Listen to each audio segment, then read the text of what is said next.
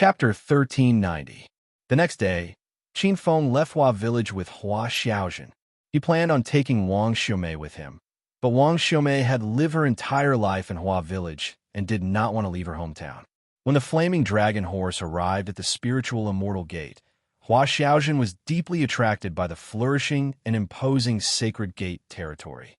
She had lived for more than 20 years, but this was her first time stepping into the sacred gate territory. Sect Master Qin. Welcome back, Sect Master Qin. Just as Qin Feng dismounted, Teacher Qiao and the others came to greet him. Hua Xiaozhen knew they were disciples of the sect, so she carefully hid behind Qin Feng. However, she soon froze on the spot. Why do they call young Master Qiao Sect Master? And they even called him Sect Master Qin? Qin Feng saw Hua Xiaozhen's confusion. He rubbed her head and said, "I'll explain later. Come in with me first." Hua Xiaozhen was on tenterhooks the entire way. She had received the backward thinking of the divine continent since she was young and always felt inferior. Even though Qin Feng brought her here, she was still very afraid of Teacher Qiao and the others. In her eyes, these sacred gate disciples were supreme existences. The Qiao clan did not ask about Hua Xiaozhen's identity, but they could see that Qin Feng and Hua Xiaozhen's relationship was not ordinary. This was not strange at all. Every generation of beast kings could subdue many women, so Qin Feng naturally could as well. Under the escort of everyone, Qin Feng brought Hua Xiaozhen into the main hall of the sect.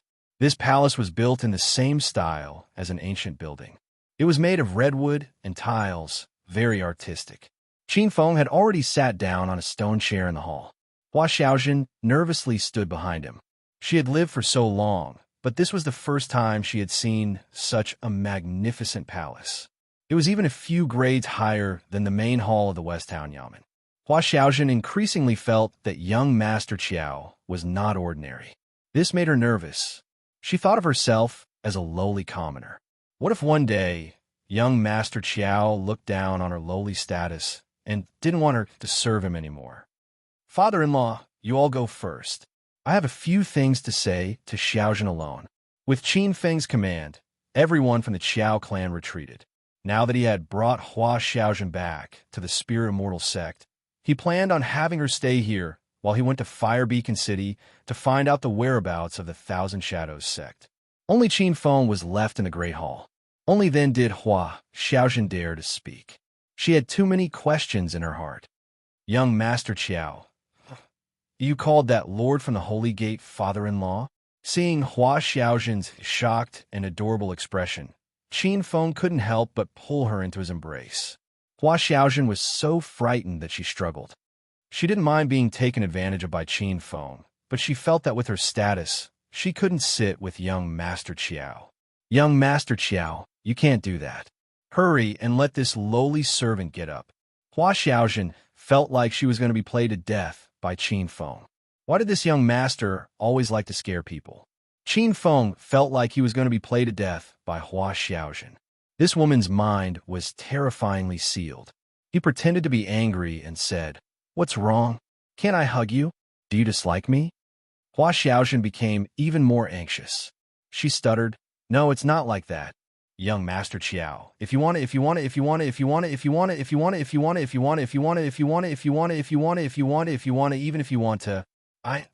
Seeing that Hua Xiaozhen was covered in sweat, Qin Feng couldn't bear to tease her anymore. He gently caressed her back and said, all right. Just sit in this young master's embrace. I like hugging you." After Qin Feng calmed Hua Xiaozhen down, he continued, "That person is called Teacher Qiao.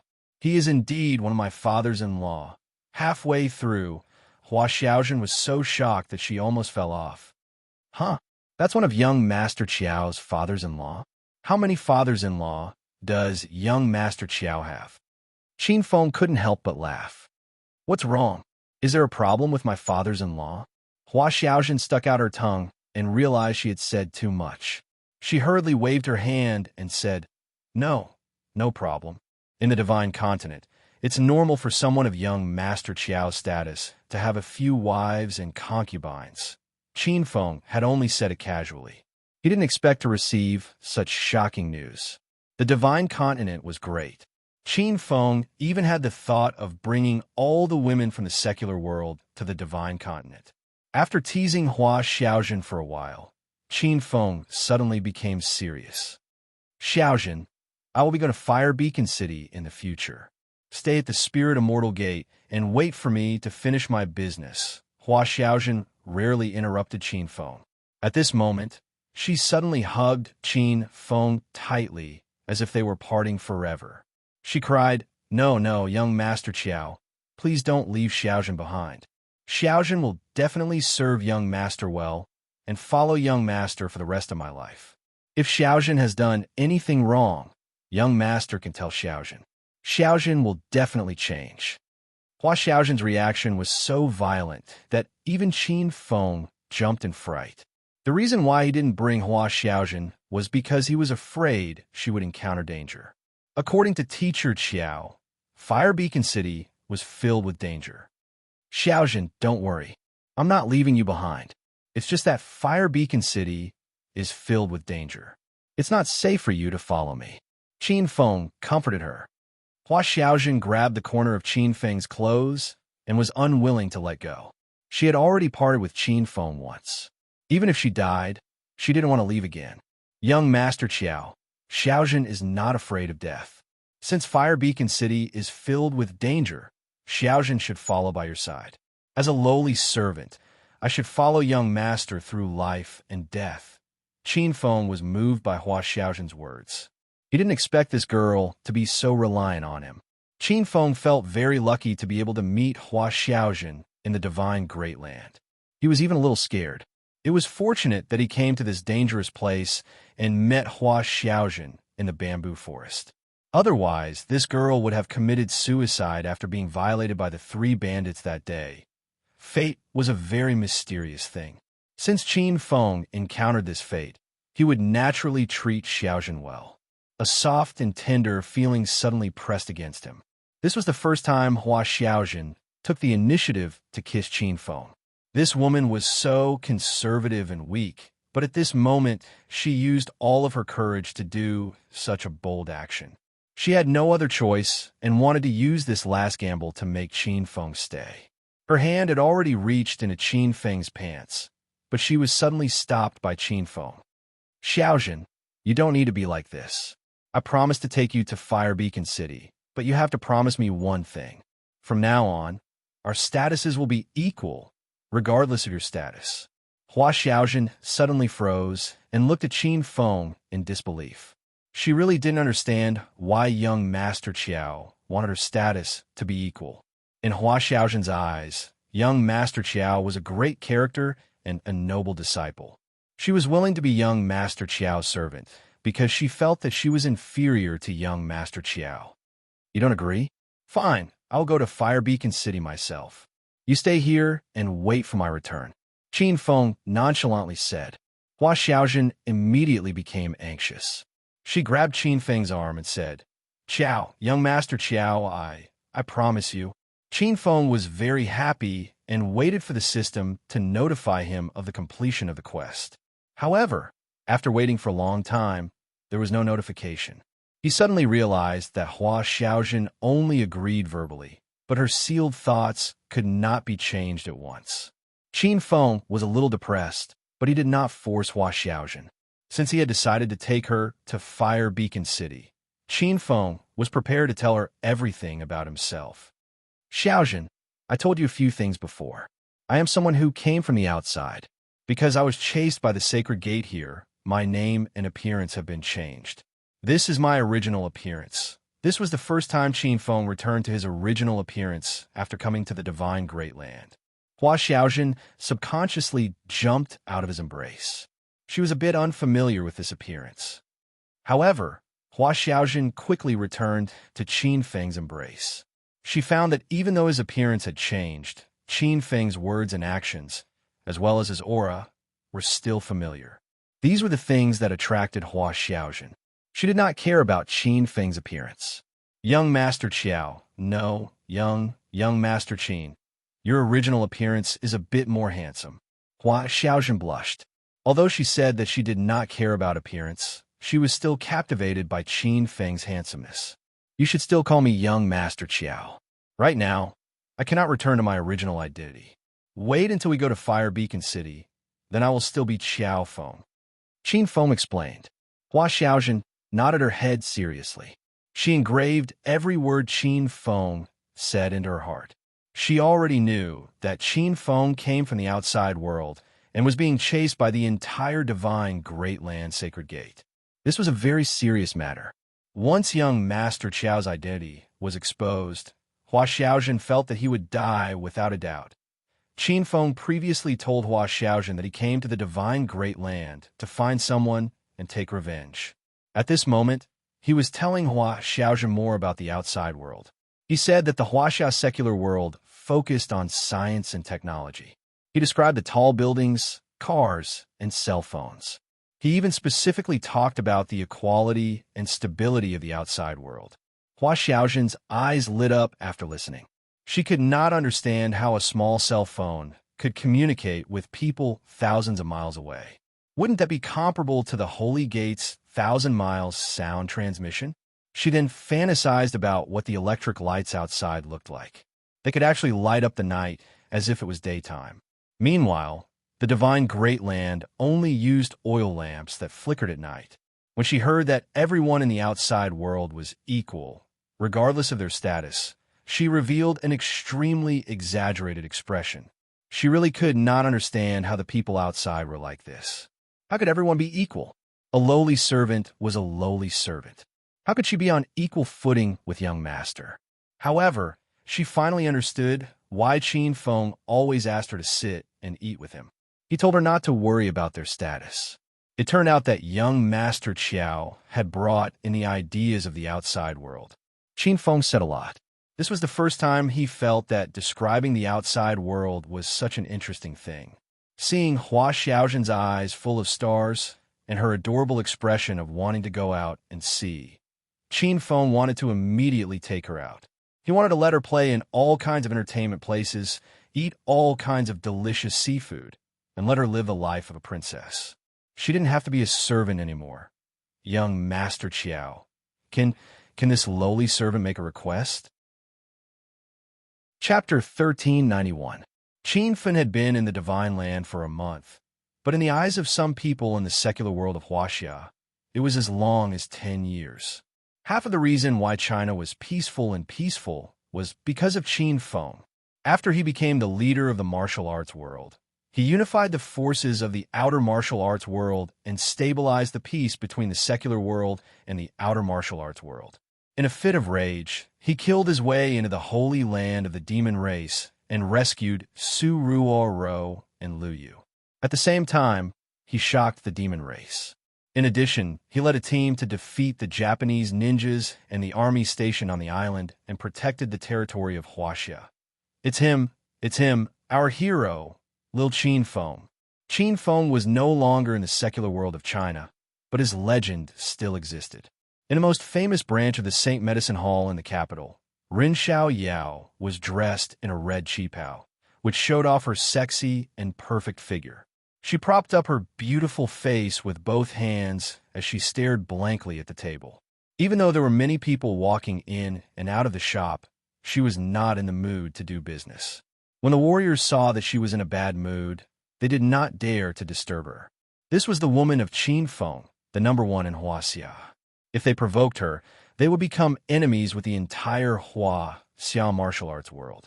Little Yao, are you thinking about that bastard again? Look at you. A pleasant and mischievous voice sounded.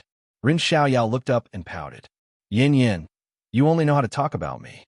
Do you dare to say that you don't miss Qin Feng? Huayan raised her head and said proudly, I just don't miss him. He's only been gone for a month, not 8 or 10 years. Do you dare to swear to the heavens that you don't miss Qin Feng at all? Rin Xiao Yao's temper flared. She didn't believe that Hua Yin was lying.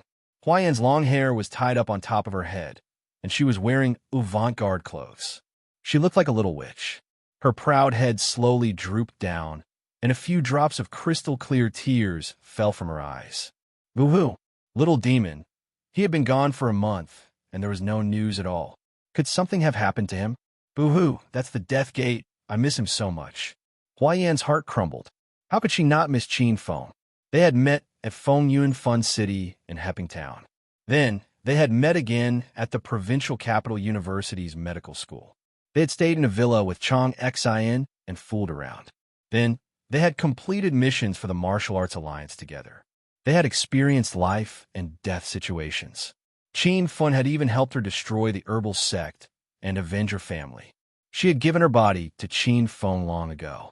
In this life, she would only recognize Qin Feng as a man. How could she not want him? Seeing Hua Yin crying, Little Monster also cried.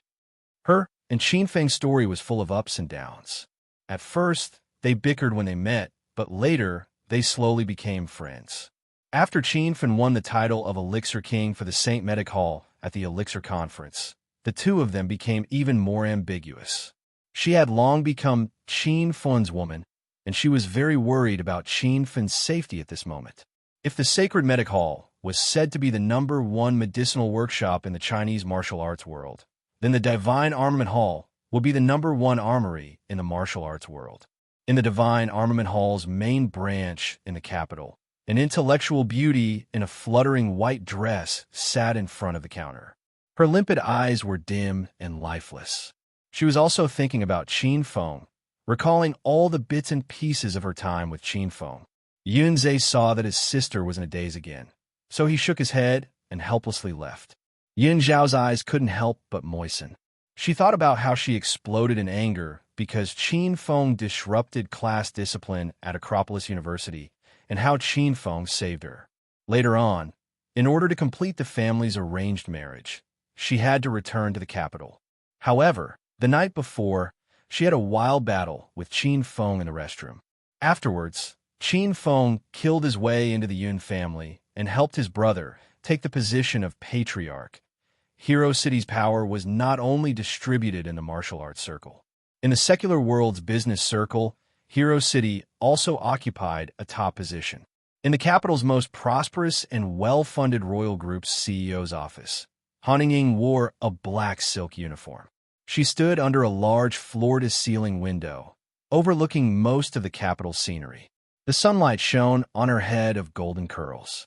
Just her back was enough to make all the rich young masters in the capital go crazy. However, no one dared to pick up this woman because she was Qin Feng's woman. Director Han, don't think too much. Qin Feng will definitely be fine. Liu Chen also wore a black silk uniform. She slowly walked to Han Yingying's side. Her figure wasn't as hot as Han Yingying's, but it was more delicate and pretty. Han Yingying hadn't smiled in a long time. She looked at Liu Chen and said, "Yu Chen, when there's no one around, just call me Big Sister Yingying. We're good sisters, so there's no need to be so polite." Liu Chen was slightly touched. After all, she wasn't Qin Feng's woman. She only video called Qin Feng once. Moreover, her position among the women was very low, so her relationship with Qin Feng wasn't as strong as the other women. Big Sister Yingying, Qin Feng is very lucky. I'm sure he'll come back safely soon. Liu Chen comforted Han Yingying. Han Yingying forced a smile, but she was still very worried. It was said that there were many experts in that place. Could Qin Feng really hold on by himself? At the same time, there were many people waiting for Qin Feng in Acropolis City's Hero City. Lu Jia, long hair, and Huang Jinhua rarely played together. They always had a worried look on their faces. Lin Bei, Su Qiuyu, Su Xiatian, Lu Wenjing, Bai Qing, Chang Yexin, Shui Er, Rao Sherman, Zhang Ke. The women sat by the seaside and stared blankly at the sea every day. Zhang Kuku, the mischievous girl, was also depressed recently. She rarely played pranks with her sisters, and she no longer went to Devil Beast Mountain to play with the beasts. She was a little sad. Did I drive Big Brother Qin Feng away because I was too mischievous? If Big Brother Qin Feng came back, Zhang Kuku would be more obedient. Lin Bei cried the loudest among the women. She knew Qin Feng much earlier than most of the women. She was Qin Feng's deskmate in university. She recalled how Qin Feng bullied her in class, treated her mother's illness, and concocted a blood qi pill to save her. Those memories seemed to have happened yesterday, but they were unreachable. Bei, don't cry. Your eyes are swollen. Bai Qing hugged Lin Bei Bei. She was also very worried about Qin Feng, but she had to comfort Lin Bei Bei. The women gathered around Qin Feng. When he was around, they were always jealous and divided into several teams. However, every time Qin Feng left, the women would unite as one, as if they were a real family. I asked Big Brother about it. The entrance to the extinction sacred land is near Ice Lake Mountain. Shui-Er suddenly said. The women were shocked and looked at Shui-Er. Rao Sherman said anxiously, Shui-Er, you're not joking, right? Shui-Er did not want to talk about it. She heard from her brother, the divine dragon, that the extinction sacred land was dangerous. Even the divine dragon did not dare to go there recklessly. However, Shui-Er could not bear to see her sisters so sad. Moreover, she missed Qin Feng very much. Most importantly, it was said that the entrance to the extinction sacred land would only loosen once every 20 years, and each time it would last for more than a month. There were only a few days left before the final opening. Sisters, I heard this from Big Brother. It's definitely true, Shui-Er said with determination. The women were instantly energized. Now that Qin Feng was not around, the divine dragon was the most powerful person in China. Naturally, his words were true. Let's go to Ice Lake Mountain now, Bai Qing said impatiently. Don't worry, everyone. Ice Lake Mountain seems to be a big sect in the outer martial world. Will we be okay if we go there rashly? Lu Wenjing was worried about their safety. Zhang Kuku said, Don't worry. Big Brother Qin Feng is the leader of the martial world. Ice Lake Mountain won't dare to make things difficult for us. Moreover, Big Brother Qin Feng has built a hero city in the outer martial world. Let's go there first. Our sisters are there. Okay, then let's hurry to the hero city in the outer martial world, Li Shanshan shouted anxiously. Ma Xinxin said, I've been there before. I'll bring everyone there. They did not tell Lu Jie and the others, not even Han Ying, Hua Yin, and Yun Xiao, that they were going to the hero city in the outer martial world. Everyone knew the dangers of the extinction sacred land. They did not want their sisters to take the risk. Shui-Er suddenly told them where the entrance to the extinction sacred land was. Otherwise, these women would have gone alone. When the women arrived at the hero city in the outer martial world, it was already dusk. The eye-catching group attracted the attention of the people in the city. Many disciples of the martial world had already surrounded them. Beautiful women, which sect are you from? Don't tell me you're from the Serenity sect. Why haven't I seen you before? The disciples of the Serenity sect were all female. Everyone thought that Lin Bei Bei and the other women were from the same sect. Lin Bei Bei was a little nervous when she saw the group of men surrounding them. At this moment, she heard an exclamation from the crowd. "Io! These are Alliance Leader Qin's women." The martial artists who were peeping at the beautiful women were so shocked that they almost fell to the ground. They quickly put away their disrespectful gazes. If they knew the identity of these women, they would not have dared to have any improper thoughts. Sisters-in-law, why are you all here? Did something happen to the hero city in the Acropolis city? Currently, the two hero cities in China relied on each other. The hero city in the Acropolis city mainly focused on the economy. From time to time, they would send cultivation resources to the outer martial world. The hero city in the outer martial world mainly cultivated martial artists. If something happened to the Acropolis city, they would immediately send people to help. We're looking for Su Ruoro. Is she here? Shui-Er had already expressed her intention. Before these people could answer, a beautiful figure descended from the sky. Su Ruoro had already stepped into the peak of stage 9 inner chi. She showed signs of breaking through to the true energy realm at any time. She was the one with the highest realm among the women. Sisters, why are you here? Su Ruoro was very friendly when she saw Shui-Er and the others. Although it was the first time Su Ruoro met many of them, she knew they were Qin Feng's women. Su Ruoro treated them like her own sisters. Ruoro, we have something to talk to you about. Let's find a quiet place first. The women did not stand on ceremony with Su Ruoro. Su Ruoro saw their anxious expressions and quickly brought them to her private villa. At this time, Xiao Li, Chioya, and Thousand Illusion Child also rushed over. The group of beauties sat on the sofa. Chapter 1392. The large living room was filled with 10 or so beauties. The women stared at each other in a daze. For many of them, it was their first time meeting each other. As the representative of Hero City, Su Ruo introduced Xiao Li, Chioya, and the Thousand Illusion Child, while Shuai introduced Lin Bei and the other women as the representative of Hero City. After everyone got to know each other, a trace of shock appeared in their eyes. They already knew that Qin Feng had many women by his side, but now that they saw him, they truly understood the meaning of the word many. Now that the situation was urgent, the women were in no mood to complain about Qin Feng's fickleness. There was a trace of worry on their faces. Su Ruo spoke. "Sisters, did something happen for you to suddenly come looking for me?" Shuai said, "Ruo, I know how to enter the Despair Gate." Su Ruo and the other women froze, then looked at Shuai excitedly. Just like the women in Hero City, they were worried about Qin Feng's safety every day. It was just that they didn't know how to enter the Despair Gate. Otherwise, they would have gone looking for him already. "Shuai, you said you know where the entrance to the Despair Gate is?" The Thousand Illusion Child asked anxiously. "My big brother said that the entrance is near Ice Lake Mountain. Can you take everyone there?" Lin Bei asked. The Thousand Illusion Child stared blankly.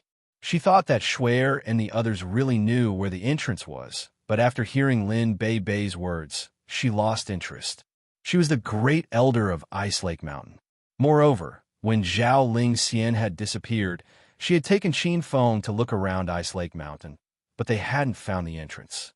We already knew this information, but Ice Lake Mountain has 4 peaks, and each peak is incredibly big. Moreover, the formation to enter the Despair Gate changes randomly, so we can't find it.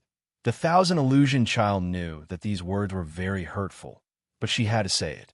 Lin Bei and the other women's expressions greatly changed. Their hopes were about to be dashed. "Everyone, don't worry about not being able to find the entrance. I have a way." Just as the women were feeling disappointed, they saw Shuai's confident expression. Qianhuan Child looked at her suspiciously and asked, "What do you have in mind?" She was the owner of the ultimate superstar system. In order to enter the Death Door, she had been desperately completing quests. Not long ago, she had exchanged for a formation finder from the system. However, she had promised Qin Feng that she wouldn't tell anyone about the system's secret, so she couldn't explain it to her sisters. "In any case, I have a way. Do you guys trust me?" Shuai looked at the girls sternly. Lin Bei thought about Qin Feng so much that she lost her mind.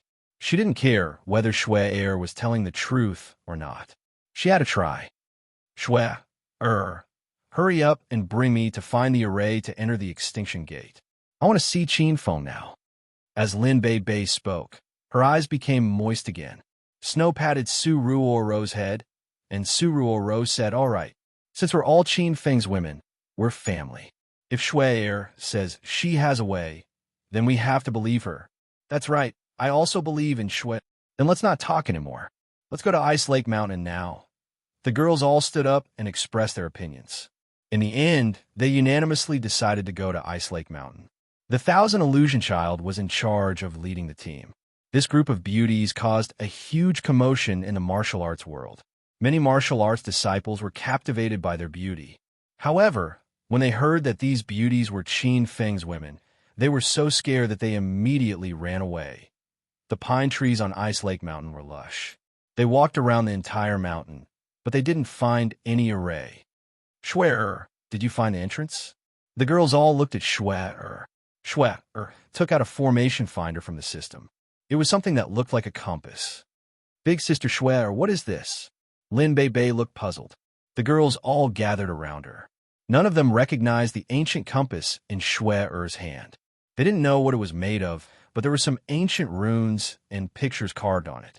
It looked like it had been around for a long time. "This looks like a compass for feng shui. Can it be used to detect arrays?" Even the Thousand Illusion Child, a member of the Inner Hidden Sect, couldn't understand the ancient compass. Shuai didn't understand it either. She had used her star points to buy this thing from the system. It had cost her 50,000 star points, and she had saved them for more than a year. However, Shui didn't feel the pinch. If this ancient compass could really find the entrance, then it would be worth it. It's over there. Let's go to the opposite mountain. The needle on the ancient compass in Shui's hand suddenly moved. She quickly led the girls down the mountain. When they arrived at the opposite mountain, the ancient compass's reaction became more intense.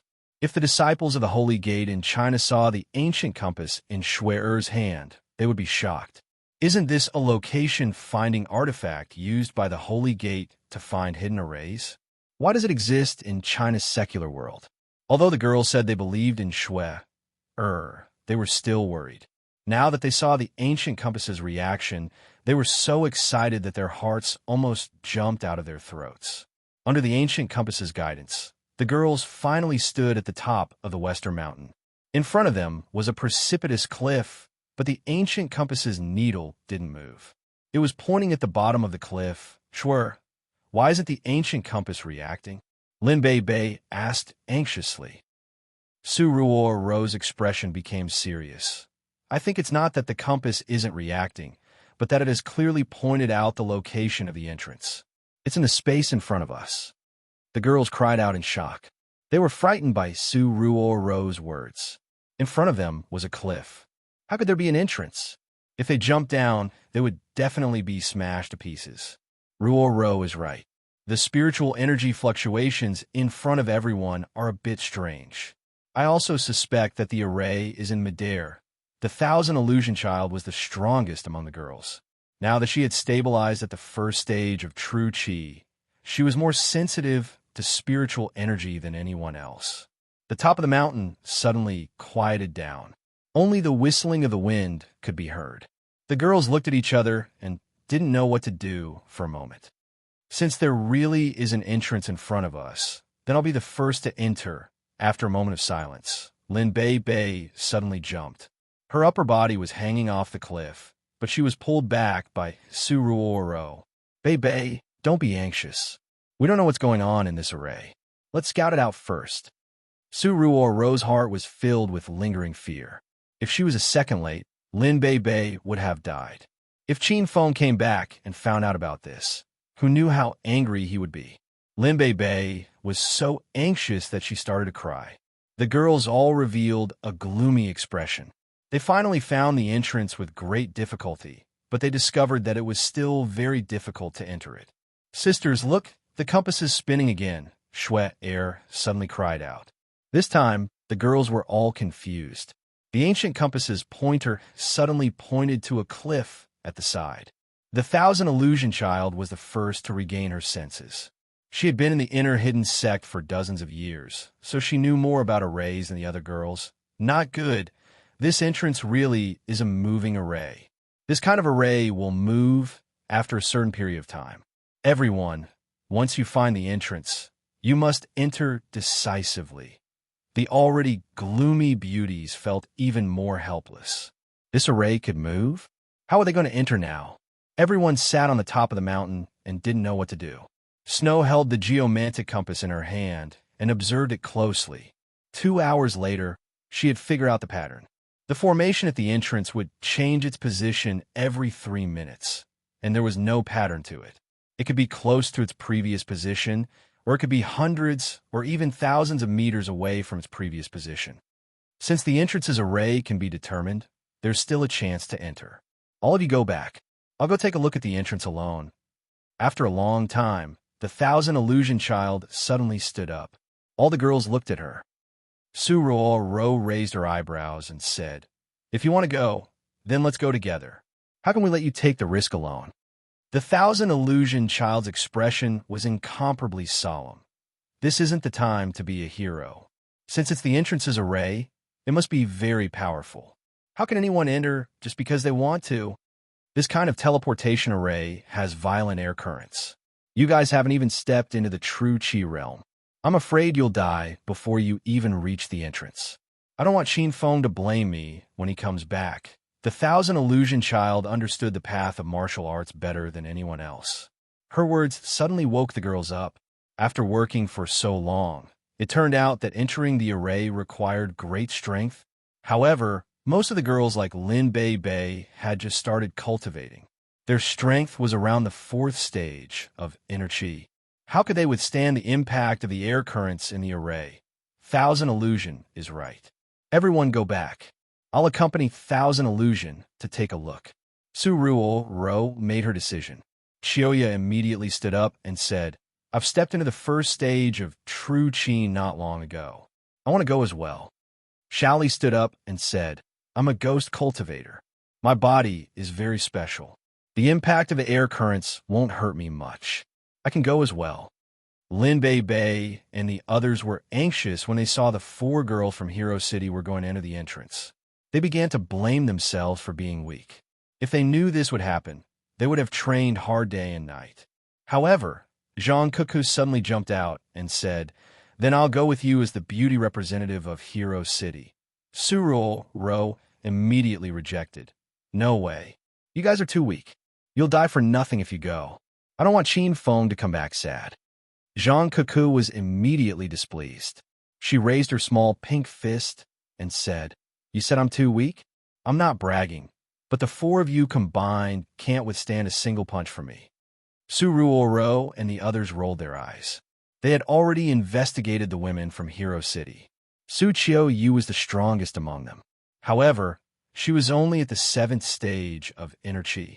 As for Zhang Kuku, her inner chi was very weak. It seemed like she was only at the 2nd stage of inner chi. Chapter 1393. Su Ruo had already taken away Shui Er's ancient compass and was discussing with the Thousand Illusion Child and the others when to enter the Forbidden Gate. Although Lin Bei and the other girls were unwilling, after knowing the seriousness of the matter, they didn't dare to rashly enter the Death Gate formation. At that time, they would die in the formation before even seeing Qin Feng. Zhang Kuku stomped her feet angrily when she realized she was being ignored. Hey, did you hear what I said? I'm the strongest among the sisters. It's more appropriate for you to follow behind me. Zhang Kuku was usually careless. The beauties in Hero City of Acropolis City were used to it. Rao Sherman quickly pulled her back, but the 4 women ignored her. Sherman, let go of me. Let me teach those 4 women a lesson. Zhang Kuku was anxious. She wanted to enter the Forbidden Gate to find Big Brother Qin Feng no matter what. In the end, Rao Sherman couldn't hold her back. Zhang Kuku leaped over 10 meters and stood in front of the Thousand Illusion Child. Kuku, what's the situation now? Stop fooling around. Rao Sherman yelled at her angrily. Lin Bei and the others were startled. They quickly surrounded Zhang Kuku. None of them knew about Zhang Kuku's strength, let alone the fact that she had drunk the ancient beast gene fluid. In their opinion, Su Ruo and the other 3 women were very powerful. Zhang Kuku was no match for them. Kuku, I understand how you feel right now. You're not the only one who's worried about Qin Feng. All of us are worried about him. With your current strength, you'll be blasted into pieces by the airflow the moment you step into the teleportation portal. Qin Feng will be in a lot of trouble. Su Ruo began to lecture Zhang Kuku. Zhang Kuku's face darkened. Of course, she knew what Su Ruo was talking about, but she was obviously very powerful. Even Big Brother Qin Feng was afraid of her. I've told you 100 times that I'm the strongest among the sisters. Why don't you believe me? Zhang Kuku had always been an impatient person. Now, she was jumping up and down like a monkey. Come on, the 4 of you come at me together. Let's see if you can block my punch. Seeing that Zhang Kuku was disobedient, the beauties of Acropolis City felt helpless. The Thousand Illusion Child was getting impatient. If Zhang Kuku wasn't Qin Feng's woman, she would have knocked her out a long time ago. You're the one who proposed to fight, so don't blame me.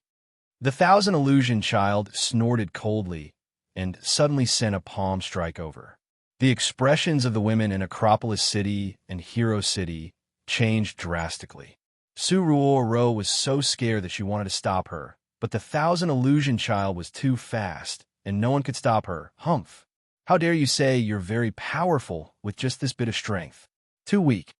Just when everyone was worried for Zhang Kuku, they saw her standing still with a disgusted expression on her face.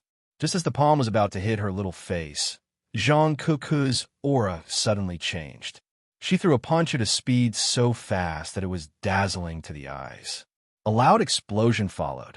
No one knew when the illusionary child had disappeared, but a 100-meter-long ravine was left on the ground where she was standing just a moment ago. All of a sudden, the women fell silent, and the atmosphere became strange.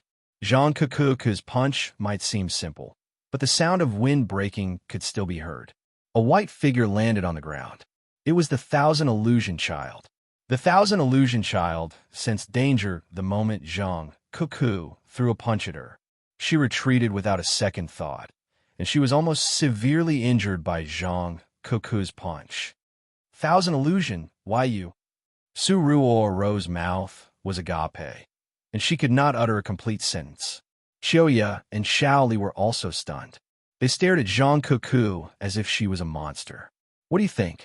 I've told you that I'm the most powerful among the sisters. Do you believe me now? Zhang Kuku had forced the Thousand Illusion Child to retreat, but she did not seem to be affected at all. She really did not take the Thousand Illusion Child seriously. When Qinfeng returned to Hero City after breaking through to Stage 5 from Devil Beast Mountain, he was shocked by Zhang Kuku's strength. In other words, when Zhang Kuku activated the genetic fluid in her body, her battle prowess was on par with a Stage 5 True Qi cultivator. On the other hand, the Thousand Illusion Child was merely at Stage 1 True Qi. If Zhang Kuku didn't show mercy, she would have become a corpse by now. What's your cultivation level? I didn't know there's an expert like you hiding in the secular world of China. The Thousand Illusion Child finally regained her senses. However, the astonishment in her eyes did not subside even after a long time. Even Lin Bei and the others were stunned, let alone the 4 girls from the hero city of the outer martial world. They'd been hanging out with Zhang Kuku every day, but they did not realize that this girl had become so powerful. No wonder Zhang Kuku always wanted to hunt sharks in the sea or wild beasts in Devil Beast Mountain. In the past, the girls thought that this girl was insensitive, but now they realized that she was really powerful. I don't want to talk about my cultivation level. Just remember, as long as I'm the one who will bring you to the gate of despair, no one will be able to bully us. Zhang Kuku patted her proud chest and said coolly. After witnessing the power of her punch, no one dared to dissuade Zhang Kuku anymore. This girl was truly the most powerful among all of them. Su Ruoro's group of 4 had now become 5. After some discussion, they decided to enter the formation at midnight because that would be the time when the formation would be at its weakest. However, Lin Bei and the others did not leave. They stayed with Su Ruoro and the others until nightfall.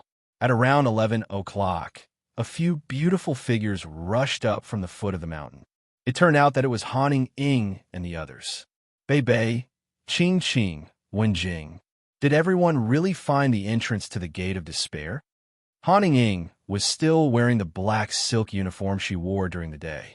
Liu Chen was by her side. Hua Yin and Rin Xiao Yao were also here. Yin Xiao was also in the group. Everyone came after receiving Shue's message. After a discussion between Su Ruoro and the Thousand Illusion Child, they decided that it would be best to bring a few more powerful women with them. The more people there were, the more power there was. When the time came, they would have a higher chance of winning. Shue had already explained the situation to Han Ying and the others in detail. When Han Ying found out that only Stage 9 Inner Qi could join Su Ruoro's group, she became anxious. After all, she had just entered Stage 5 Inner Qi. Among the group of beauties, only Ren Xiaoyao and Hua Yin had entered Stage 9 Inner Qi. Moreover, their strength had stabilized at the pinnacle of Stage 9 Inner Qi.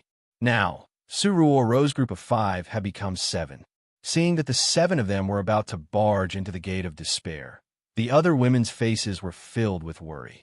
Sisters, why don't I call my brother over? With him around, I'll feel more at ease. Shua was suddenly said. The women's expressions changed drastically. Han Ying hurriedly rejected. No, Schwerer. If the Dragon God finds out about this, he'll definitely stop us. Only the sisters can know about this. Don't tell anyone else. The women's thoughts were the same as Han Ying's. They had secretly come to Ice Lake Mountain without telling the dragon god, Qin Xiao, Lu Jie, and the others. They knew that once the news of their arrival was leaked, those people would definitely stop them. Shui sighed and said no more. Han Ying and the other women looked at Su Ruo and the others as if they were going to be parted forever. The ancient compass has located the entrance. This time, the entrance is right in front of us. Sisters, are you ready? Su Ruo shouted excitedly as she held the compass in her hand. Qiuya, Thousand Illusion Child, Xiao Li, Zhang Kuku, Hua Yin, Ren Xiaoyao. Including Su Ruo, the 7 women stood in a row at the edge of the cliff. They looked like brave warriors who were not afraid of death. We're ready, Hua Yin and the others said in unison. Su Ruo was about to take the lead when Xiao Shi suddenly ran up to her and said, "Take me with you. Although my cultivation base isn't high, I'm a spirit beast master. I can control the minds of beasts, so I might be able to help." Su Ruo raised an eyebrow. The formation would only stay for 3 minutes at a time. After that, it would move to another place. Although she was worried about Xiao Shi, she did not have the time to persuade her. All right, there are 8 of us going to the extinction gate. We don't want to live together, but we want to die together. Su Ruo shouted and took the lead. Under the night sky, her white dress fluttered in the wind. Her slender figure floated in the air and suddenly disappeared. Huh? Where did Ruo go? It's the extinction gate's entrance. Sisters, let's jump together. Lin Bei and the other women screamed in fear. However, they heard the Thousand Illusion Child shout, and she too disappeared. Whoosh, whoosh, whoosh. The wind whistled on the mountain peak. Zhang Kuku and the other women leaped into the air one after another. There was a cliff in front of them, but none of them were afraid. When Xiao Shi was the last one to jump into the air and disappeared, the air trembled. The entrance had changed its position. They're all gone? Lin Bei looked as if she had seen a ghost. Han Ying was the most composed among the women. She said solemnly, "The 8 sisters have gone to the extinction gate. I wonder if they'll be able to pass through the formation. Would he encounter any danger there? Let's pray for them." The women stood at the top of the mountain for a long time, unwilling to leave. They prayed for Su Ruo and the others again and again in their hearts. At the same time, Su Ruo and the others entered the formation. As soon as they entered, they could feel the strong wind and waves inside the formation. The wind was so strong that tears flowed from their eyes. Is everyone here? Hurry up and hug each other. Let's circulate our auras to resist the wind. The Thousand Illusion Child shouted. The 8 of them gathered together with great difficulty. 8 different auras flowed out and formed a transparent air barrier. However, their cultivation bases were too low. As soon as the barrier was formed, it was broken by the violent wind inside the formation. Xiao Shi, who was the weakest among them, had difficulty breathing. She felt as if her body was going to be crushed at any moment. This is bad. Shi can't hold on much longer. Su Ruo shouted anxiously. She already regretted taking the risk. Even she herself couldn't hold on much longer, let alone Xiao Shi. The other women were in the same situation. The strength of the formation was far beyond their expectations. A wave of despair rose in their hearts. They felt that death was not far away. Rumble. Suddenly, a loud explosion rang in their ears. Zhang Kuku seemed to have transformed into another person. Her aura was incomparably violent, and her eyes were blood red. She was like an ancient beast that had suddenly awakened. She resisted the violent wind and waves and threw a punch. Rumble. Chapter 1394. Ding. Congratulations, host Qin Feng, for completing the City War main mission. Take down Meteor City and Distant Ice City. The system rewards host Qin Feng 100,000 Hedonist points and 1 Black Dragon mech. Host Qin Feng's total Hedonist points: 969 million. When Immortal Spirit City was completely stabilized, the City War mission was also considered completed. Qin Feng didn't dare to test the power of the Black Dragon mech. This was the Divine Great Land. If a mech suddenly appeared out of nowhere and was discovered, he wouldn't even know how he died. Defensive battle armor made from premium cold steel. Only 998 silver coins. You won't suffer a loss if you buy it, and won't be fooled if you buy it. We're doing a clearance sale, and only 10 pieces are left. If you miss this opportunity, you'll have to wait another 10 years. Orange quality spiritual sword. Everyone, come and take a look. Sir, are you looking for a place to stay? Our Myriad Flower Tower is a chain restaurant in the divine Great Land, and we have branches in the main towns of the 9 cities. This Fire Beacon Tower's main store is even more exquisite, and the service is on point. I guarantee that you'll be able to stay and eat in peace. The moment they entered Fire Beacon City's gate, they saw a bustling scene. This was the only public city in the divine Great Land. People from the other 8 cities gathered here. It could be considered as a Silk Road. There were many peddlers on both sides of the street, and the road was crowded with people. In the crowd, there was a man and a woman wearing silk clothes and straw hats. They were even riding Fergana horses, and it was obvious that they came from a rich family.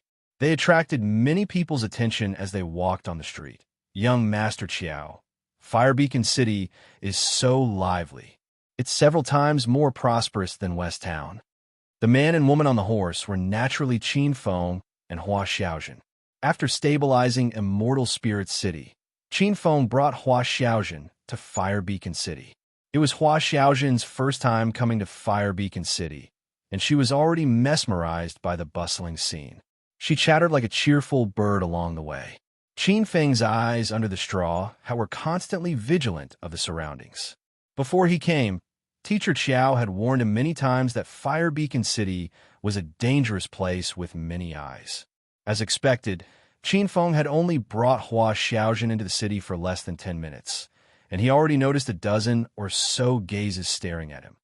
Eldest Miss, the jade hairpins here are of the new style. Do you want to take 2 back? Flaming Dragon Horse passed by a stall selling hairpins. The stall was filled with colorful hairpins of various styles. Hua Xiaojun's eyes lit up as she looked at them. Girls of her age had no resistance to accessories and other small things. However, Hua Xiaojun quickly retracted her gaze. She politely smiled at the old granny and shook her head. She had come with young Master Chiao to handle official business, so she could not delay young Master Chiao's time. How much is 1 hairpin? Qin Feng had already seen the flash of light in Hua Xiaojun's eyes. He stopped his horse and asked the stall owner. Seeing that there was business, the old lady immediately smiled and said, "Young master, the hairpins are very cheap, 1 copper coin each. Young master, do you want to buy a few for your sweetheart?" Hua Xiaojun blushed. How could she be worthy of being young Master Chiao's sweetheart? Just as she was about to explain to the stall owner, she felt Qin Feng hug her even tighter. He said, "Give me 10. Hua Xiaojun and the old lady stared blankly. This Qin Feng was too generous. After the old lady came back to her senses, she smiled from ear to ear. She hurriedly packed 10 of the prettiest hairpins and handed them to Qin Feng. Young master is truly generous. Miss, you have good fortune. You will definitely be happy with this young master. Tea that granny. I don't need so many. Just give me 1. I'll pay for it myself." How could Hua Xiaojun have the nerve to ask Qin Feng to buy hairpins for her? She blamed herself in her heart. Why did she look around? Wasn't this causing trouble for young Master Chiao? The price of a jade hairpins made Hua Xiaojun's heart ache. However, she quickly fished out a handful of broken coins and gathered them together. With great difficulty, she managed to buy 1 copper coin. She had saved up this money when she was a servant girl. She usually kept it on her and didn't dare to spend it carelessly. Qin Feng pressed down on Hua Xiaojun's lily-white hand and stuffed her money back. He used a commanding tone and said, "Don't argue with me. Buy the jade hairpins and we'll continue on our way." Hua Xiaojun was so nervous that she trembled. She could only accept the 10 jade hairpins. Qin Feng casually gave the stall owner a gold coin and left, leaving the old lady standing there in a daze with a shocked expression. "Master, why you just gave me a gold coin?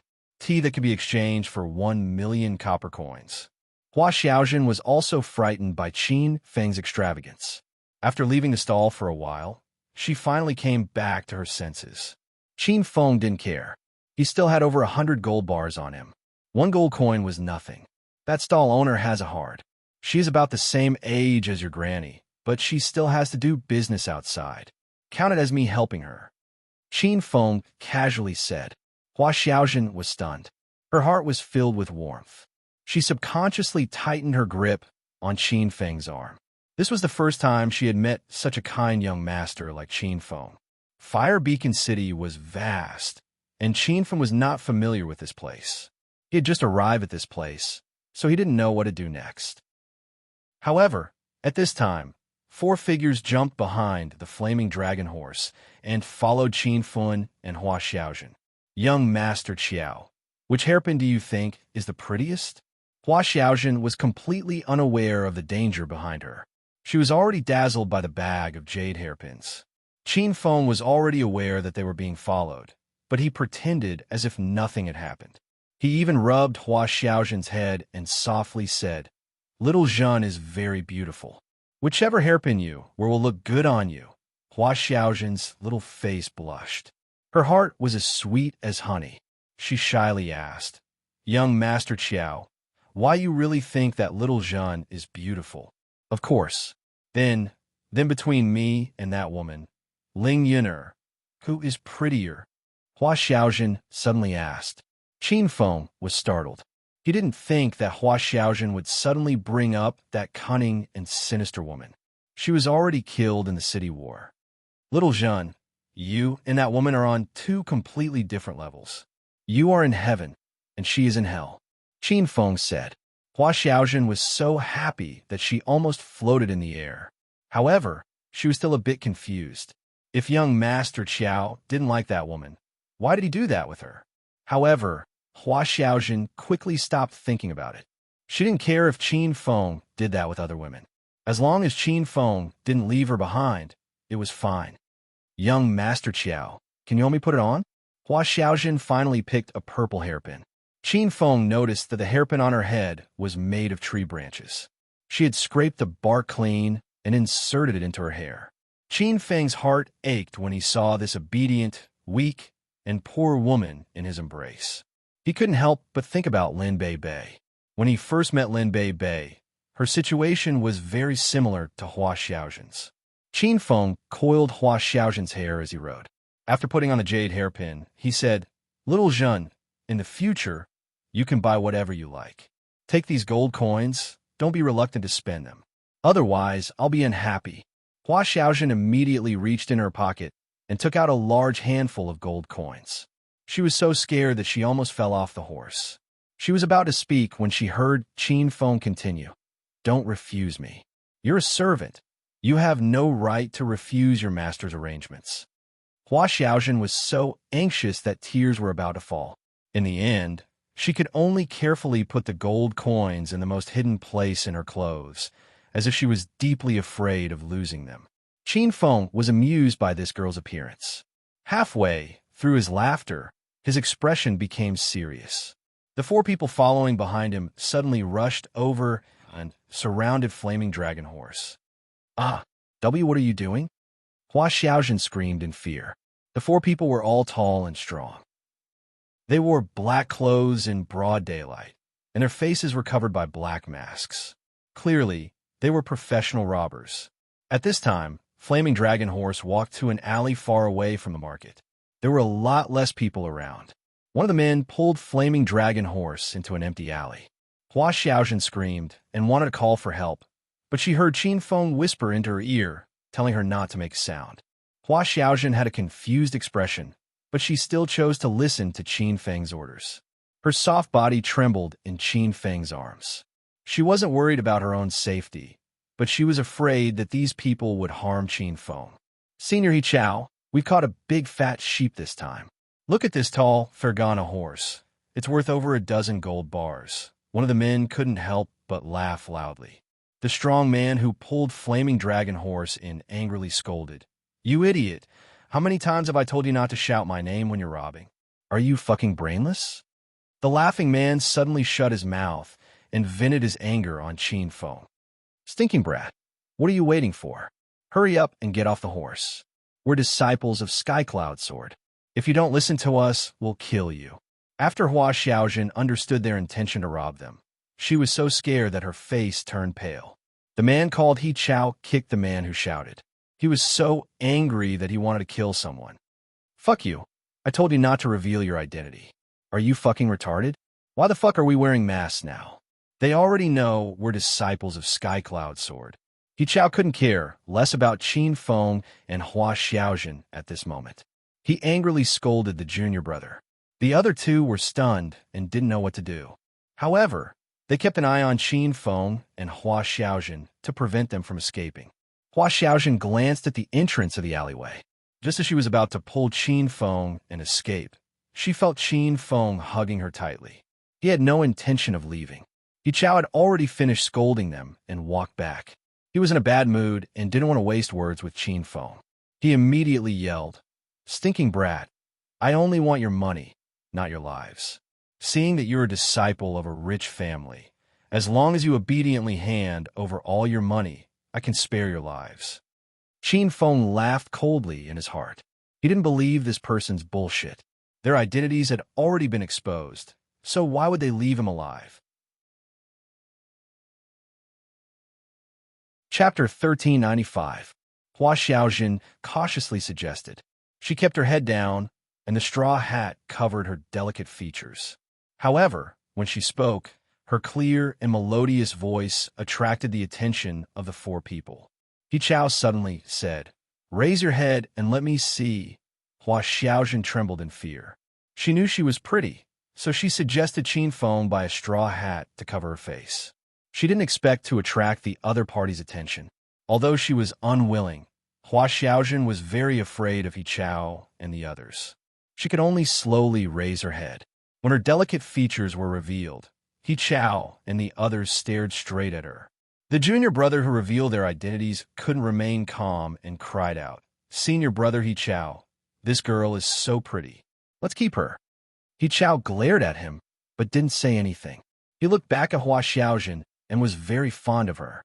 "Stinking brat, leave behind this fine horse and your belongings, then scram." He Chao had already given the order, and the three juniors immediately surrounded Qin Feng, glaring at him fiercely. Hua Xiaojun grabbed onto the corner of Qin Feng's clothes and looked at him pitifully. Qin Feng secretly patted Hua Xiaojun's waist to comfort her. He looked at Yi Chao and said, "Then what about my servant girl?" The four people were stunned. They didn't think that Qin Feng would care about Hua Xiaojun's safety at a time like this.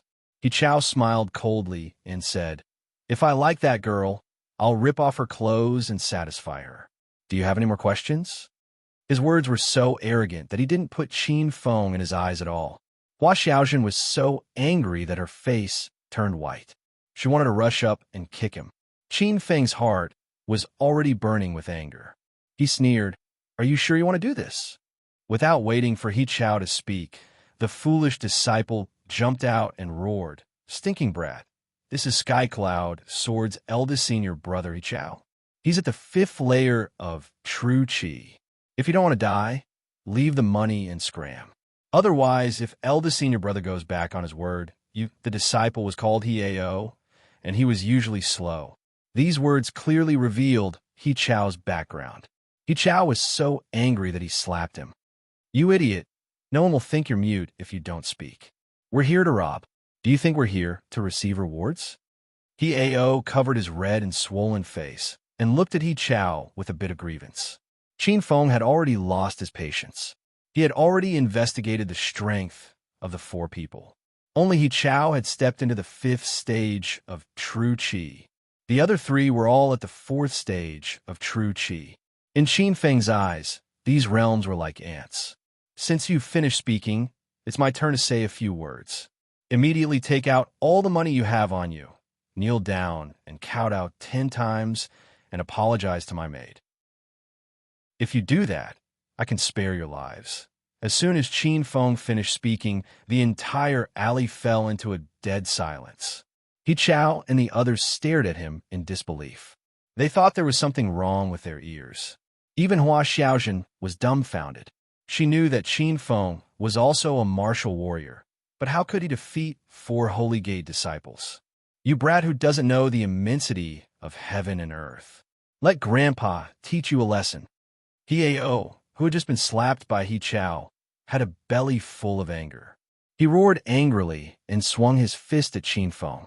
Before the fist arrived, a gust of wind blew through the alley. That violent aura made it hard for Hua Xiaojun to breathe. She was so anxious that she started crying. Young Master Qiao, be careful. As Hua Xiaojun cried out in fear, a loud explosion rang out. It was so loud that her ears went deaf. When she opened her eyes, she was immediately dumbstruck. Unexpectedly, the tall and burly Holy Gate disciple was sent flying. He fell on the wall dozens of meters away, causing the brick wall to collapse. The atmosphere became quiet again. A strange aura floated in the air. He Chao and the remaining 2 junior brothers were dumbfounded. They didn't even see how Qin Feng made his move, and He Ao was already unconscious. Stinking brat, you dare to make a move? Everyone attacked together. He Chao quickly regained his senses. With a roar, he took the lead and rushed over.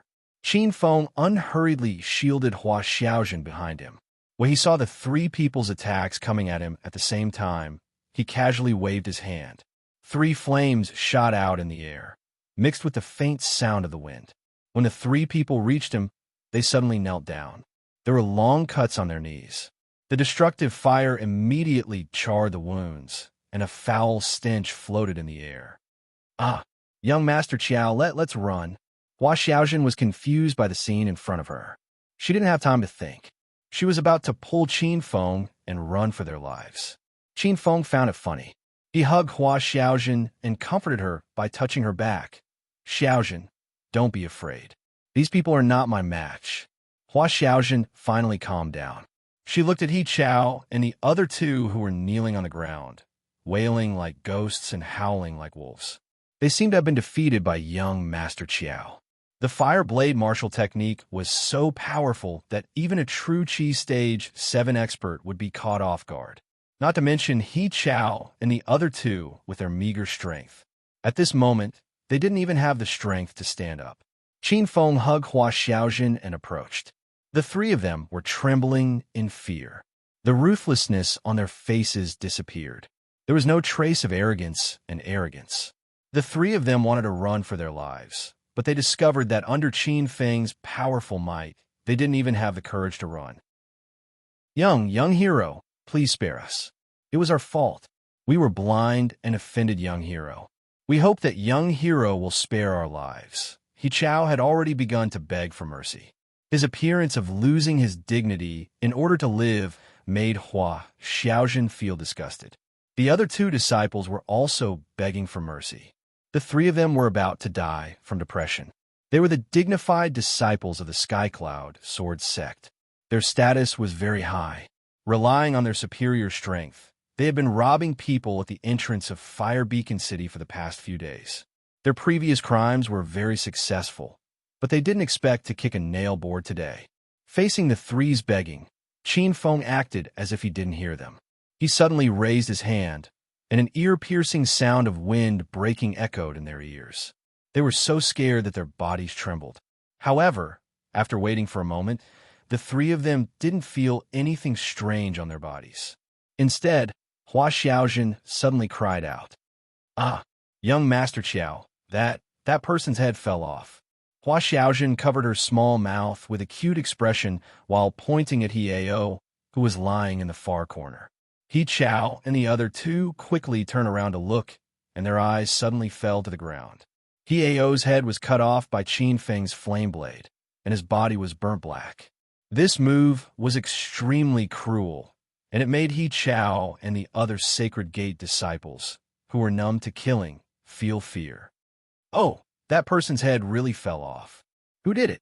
Qin Feng hugged Hua Xiaojun tightly and patted her head to comfort her. Hua Xiaojun still hadn't regained her senses, and she stupidly said, "I don't know who did it. Young Master Qiao, we should leave quickly. There seems to be a very powerful expert hiding nearby." Qin Feng was amused by Hua Xiaojin's silly expression. He Chao and the other two were speechless. They clearly knew how He Ao died, but no one dared to say it. Young hero, what will make you spare this little brother? This little brother will do everything. After He Ao died, He Chao and the other two became even more nervous. At the same time, they were shocked. He Ao was a true chi stage for expert, and he died just like that? What was the realm of this young man in front of them? I said it very clearly before. Kneel down, kowtow, apologize, and hand over all your belongings. If I'm in a good mood, I can spare your dog lives. Qin Feng spoke as if he was talking about a trivial matter. When he first said this, He Chao and the other three people laughed at him. Now that he said it again, the expressions of the three people who were still alive became incomparably solemn. Brat, we all live in the divine great land. I advise you to leave a way out for yourself. In any case, we are Sky Cloud Sword's disciples. If the Sky Cloud Sword's sect master and great elder find out about this, they will definitely not forgive you. He Chao's expression suddenly became cold, and he began to threaten Qin Feng. Hua Xiaojin was filled with anxiety, but Qin Feng sneered. Not long ago, when the city war ended, all the sacred sects in the divine great land were spying on distant Ice City and Meteor City, including Sky Cloud, Sword's sacred sect. That night, Sky Cloud, Sword's elder He joined forces with Life and Death sect's elder Yin Sheng to attack distant Ice City, but was killed by Qin Feng alone. If he knew the location of Sky Cloud, Sword and Life and Death sect, he would definitely kill his way there and exterminate them. Would he be afraid of He Chao's threat now? Whoosh! A faint sound of wind suddenly sounded. Because the alley had fallen into silence, this sound attracted He Chao and the other two people's attention. Hua Xiaojin also heard it. She pouted and looked around strangely. Suddenly, she screamed, Dead. Another one died. He Chao, who had been speaking ruthlessly just a moment ago, was now beheaded and rolled a few meters away. The ground was covered with blood, and the air was filled with the smell of blood. The remaining two disciples were long dumbfounded, and one of them even wet his pants. What are you two still standing there for? Do you want to end up like him? After killing He Chao with a fire blade, Qin Feng acted as if nothing had happened. The two disciples of Sky Cloud Sword could no longer withstand the pressure brought by Qin Feng. They kowtowed to Qin Feng and Hua Xiaojin with all their might. They did not dare to stop, even when their heads were bleeding. Great hero, please spare us. We deserve to die. We deserve to die. I'm willing to hand over all my belongings. Please don't kill us, great hero. The two of them kowtowed while begging for mercy. Hua Xiaojin was already dumbstruck. This was the first time in her life that someone kowtowed to her. This made her nervous. The other party was a Sacred Gate disciple with a high status. How could they kowtow to him? Young Master Qiaoai. Hua Xiaojin grabbed the corner of Qin Feng's shirt and looked at him with pleading eyes. She looked like she wanted to leave. Qin Feng hugged Hua Xiaojin tightly. He still had a mission to change this girl's sealed mindset. Don't be afraid. These people wanted to rob us and even covet your beauty. If it weren't for the fact that I'm slightly stronger than them, what do you think would have happened to us? Chapter 1396. Hua Xiaojin, who was shivering, suddenly calmed down. She glared at the two kowtowing people and said angrily, Young Master Qiao, they deserve this. Seeing that Hua Xiaojin's attitude had finally changed a little, Qin Feng was so moved that he wanted to cry. This woman was finally enlightened. That's right, they're all bad people. You can't be soft-hearted towards bad people. Go and kick them right now. Qin Feng's expression was serious. This was not a joke. Hua Xiaojin's eyes were about to fall to the ground. She pointed at her pink nose with her index finger and asked, Young Master Qiao, why you want me to kick them? Qin Feng said with an unquestionable tone, Of course it's you. Otherwise, why don't you ask Master to do it? Hua Xiaojin was so wrong that she was about to cry. She didn't blame Qin Feng for ordering her around. It was natural for Qin Feng to order her around. However, she didn't dare to kick the two Sky Cloud Sword disciples. It wasn't because she was afraid that she couldn't beat them, but because of the conservative mindset in her bones. After hesitating for a while, Hua Xiaojun said tearfully. Young Master Qiao, please spare this lowly servant. I don't dare to hit them. Qin Feng was moved that Hua Xiaojun's mindset had changed. Now, he was depressed again. Why don't you dare to hit them? Are you afraid that they'll fight back? Don't worry, I'll support you here. If anyone dares to fight back, I'll cut off their heads. Qin Feng was afraid that Hua Xiaojun wouldn't believe him. So he shouted at the two kowtowing people with a cold expression, I'll let Xiaojun kick you. Do you dare to fight back? The two disciples felt sullen and started to suspect that there was something wrong with Qin Feng's brain. However, they didn't dare to show it at all. They even smiled and said, No, we definitely won't fight back. We deserve to be hit. Please, eldest miss, give us a beating. The two completely put down their dignity to live. Hua Xiaojun's face was full of disbelief. Before she met Qin Feng, her impression of the Sacred Gate disciples was that they were all high and mighty. Their status was even higher than the officials in the city's yamen. However, these disciples were like wild dogs in front of young Master Qiao. They were even worse than dogs. Xiaojun, go quickly. Those two guys are waiting for you to kick them. Qin Feng continued to encourage her. Hua Xiaojun clenched her fists and carefully walked to the two. She really didn't want to fight, but young Master Qiao repeatedly ordered her to throw caution to the wind. Whoosh! She suddenly lifted her beautiful leg and kicked one of them. She didn't use any strength in that kick, and Qin Feng wondered if she had kicked that person's body. Suddenly, there was a scream in the air. The disciple flipped backward and fell to the ground, clutching his chest as if he was about to die. So painful. Eldest Miss kick is so painful. Hua Xiaojun was stunned at first, but when she came back to her senses, she burst into tears. She hurriedly ran back into Qin Feng's arms, and her body trembled shockingly. Woo-woo. Qiao, young Master Qiao, what should we do? I hurt someone. Qin Feng's face darkened with anger. He realized that there were many acting experts in China. Fortunately, there was no entertainment industry here. Otherwise, these Sacred Gate disciples would all be best actors. Damn you, do you think I'm stupid? If you shout again, I'll kill you with one slash. Qin Feng's roar scared the disciple, who was rolling on the ground, into silence. He knelt on the ground again and didn't say a word, as if nothing had happened. Hua Xiaojun stopped crying and looked at the person she had kicked in disbelief. Was this guy acting just now? You really are a bad guy. Hua Xiaojun complained angrily. The disciple was so scared that he began to kowtow and beg for mercy. Hero, please spare me. I didn't mean to cooperate with eldest miss and make her look powerful. Qin Feng rolled his eyes and raised his hand.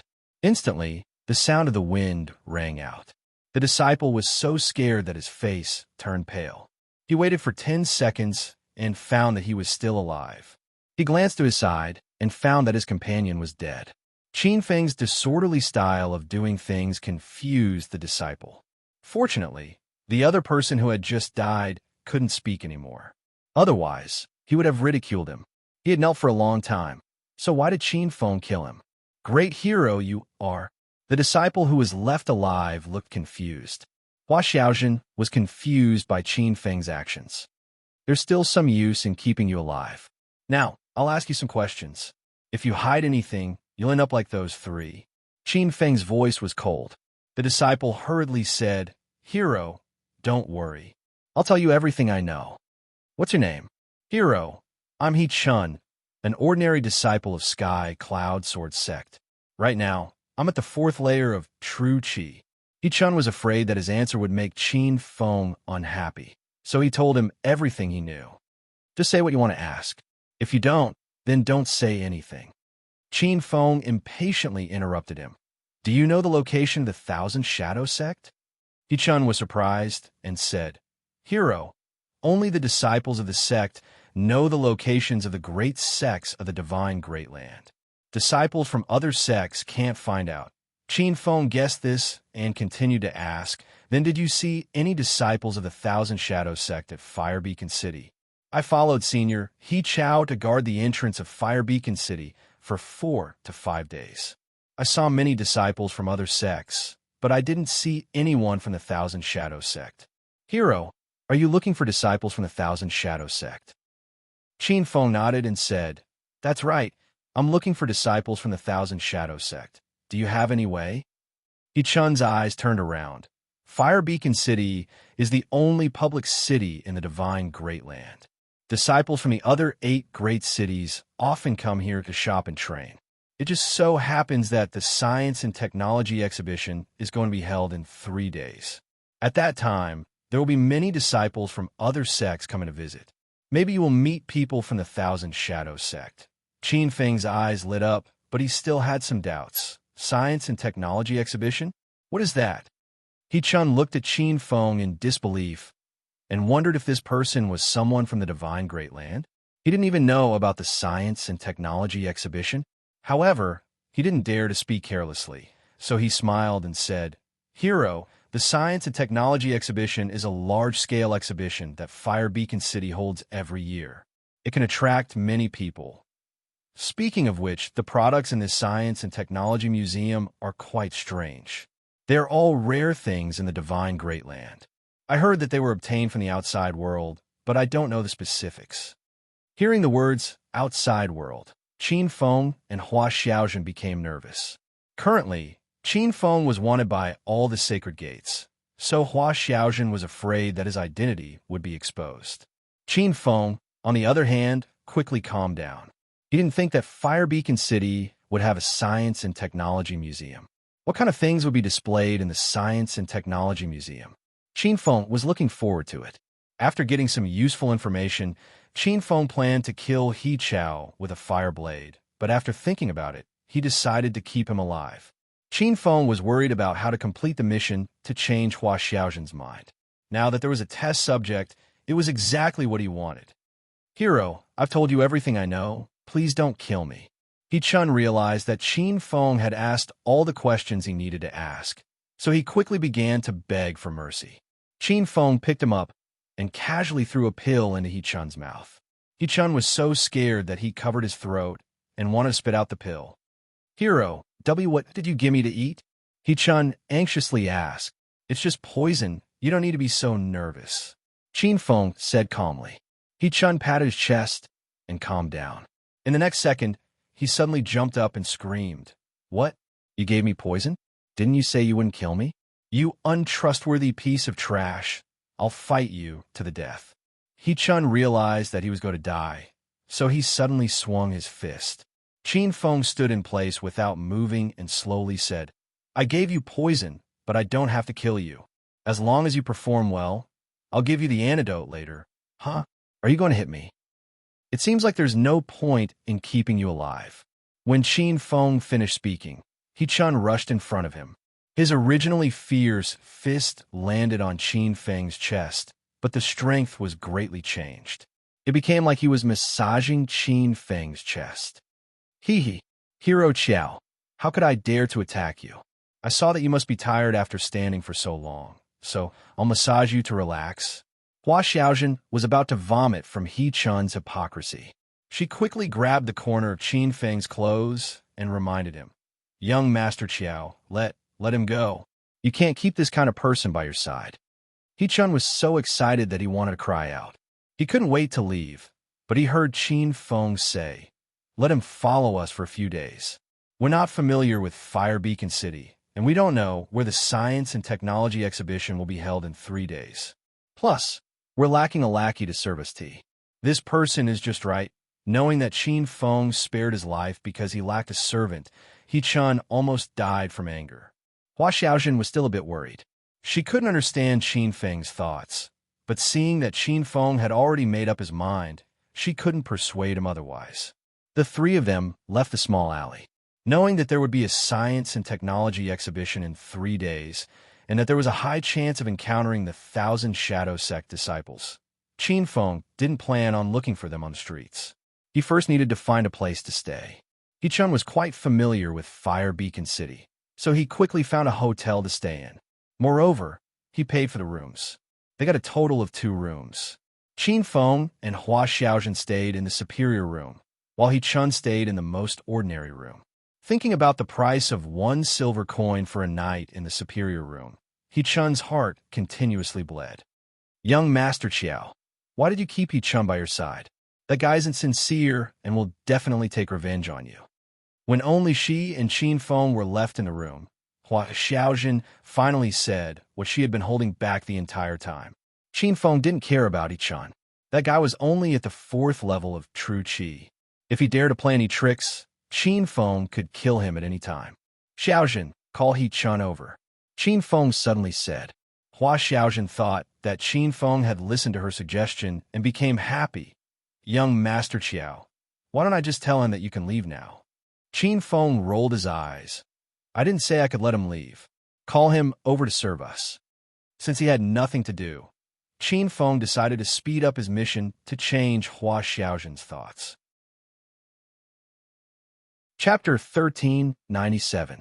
Hua Xiaojun was depressed. She couldn't understand why Qin Feng asked He-chun to stay. If he lacked a servant to serve tea, Hua Xiaojun felt that she could take good care of young Master Chiao. 5 minutes later, Hua Xiaojun still obeyed Qin Feng's orders and brought He-chun into the house. Along the way, He-chun kept peeking at Hua Xiaojun's graceful figure. If it wasn't for the fact that he was afraid of being poisoned and Qin Feng's powerful skills, his bestial nature would have erupted and dominated this woman. Hee, Hero Chiao, what orders do you have for me? He-chun put away the perverted look in his eyes and looked at Qin Feng fawningly. Qin Feng ignored him and waved at Hua Xiaojun. Xiaojun, come into my arms. Hua Xiaojun was shy, but she obediently lowered her head and walked to Qin Feng's side. When she sat down, she seemed nervous and uneasy. She still felt that she shouldn't sit with young Master Chiao. He couldn't help but touch Hua Xiaojun's soft body a few times.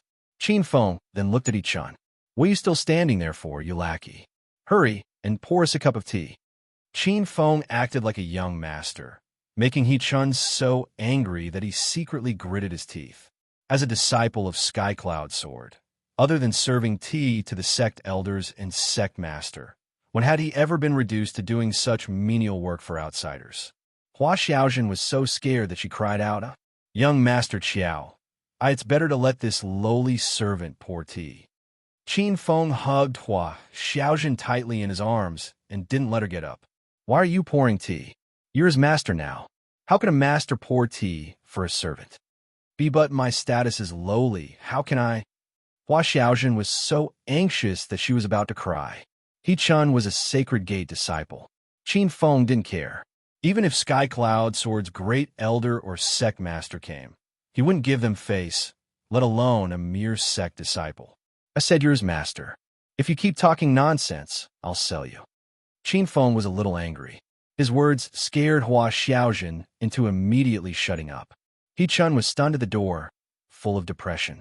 When he robbed Qin Feng previously, he realized that Qin Feng was sick in the head. Now, he was even more certain of his guess. What are you waiting for? Don't you want your head anymore? Qin Feng glared at He-chun, scaring him into immediately pouring 2 cups of tea. Qin Feng took a cup. Hua Xiaojun was so scared that she trembled. She stretched out her hand and took it back. She didn't dare to take the teacup. Qin Feng was constantly paying attention to Hua Xiaojun's condition. Seeing her expression, he felt a bit helpless. Xiaojun, don't be afraid. Drink some tea to moisten your throat.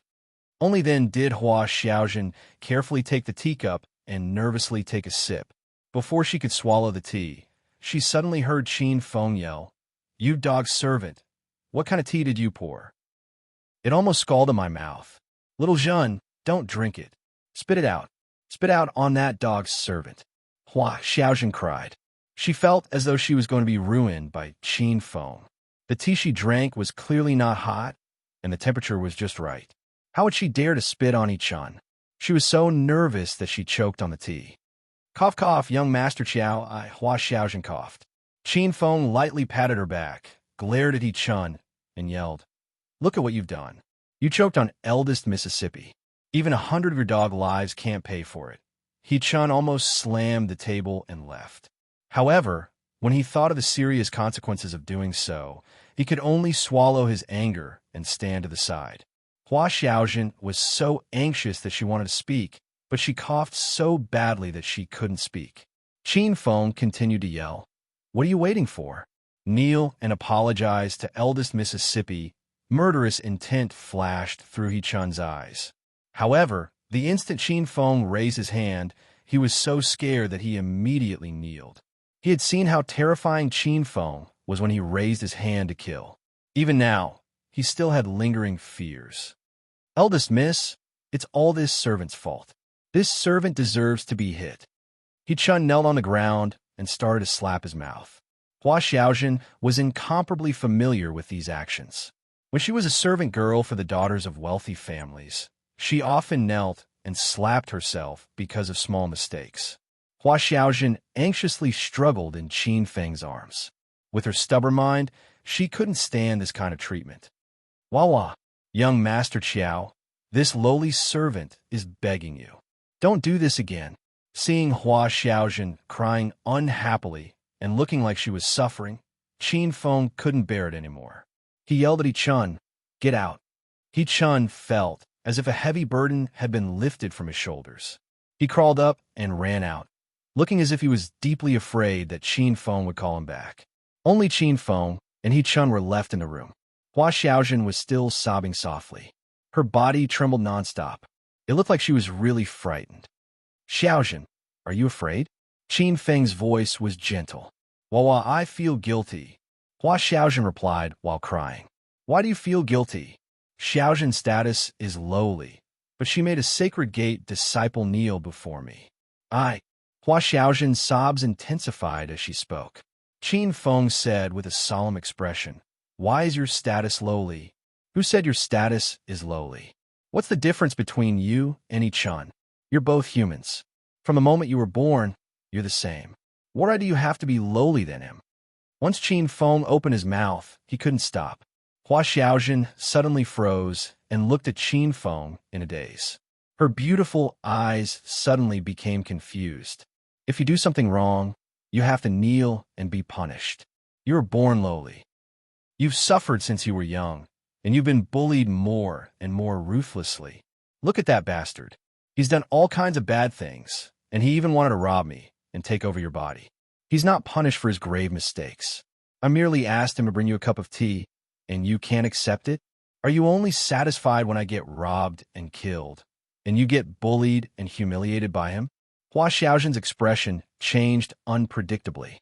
For the first time, a struggle appeared in the depths of her beautiful eyes.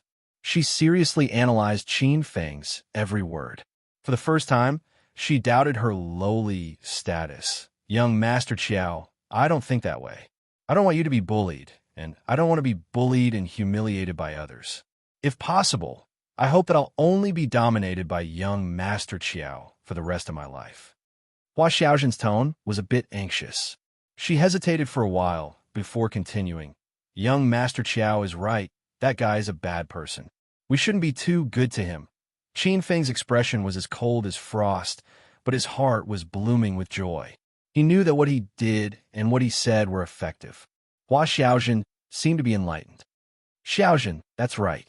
Then, do you know how to face He-chun and the others in the future?" Qin Feng looked at her expectantly.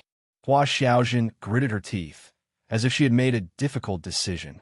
"Yes. Next time that guy pours me tea, I won't refuse." Qin Feng rolled his eyes and almost fainted from anger.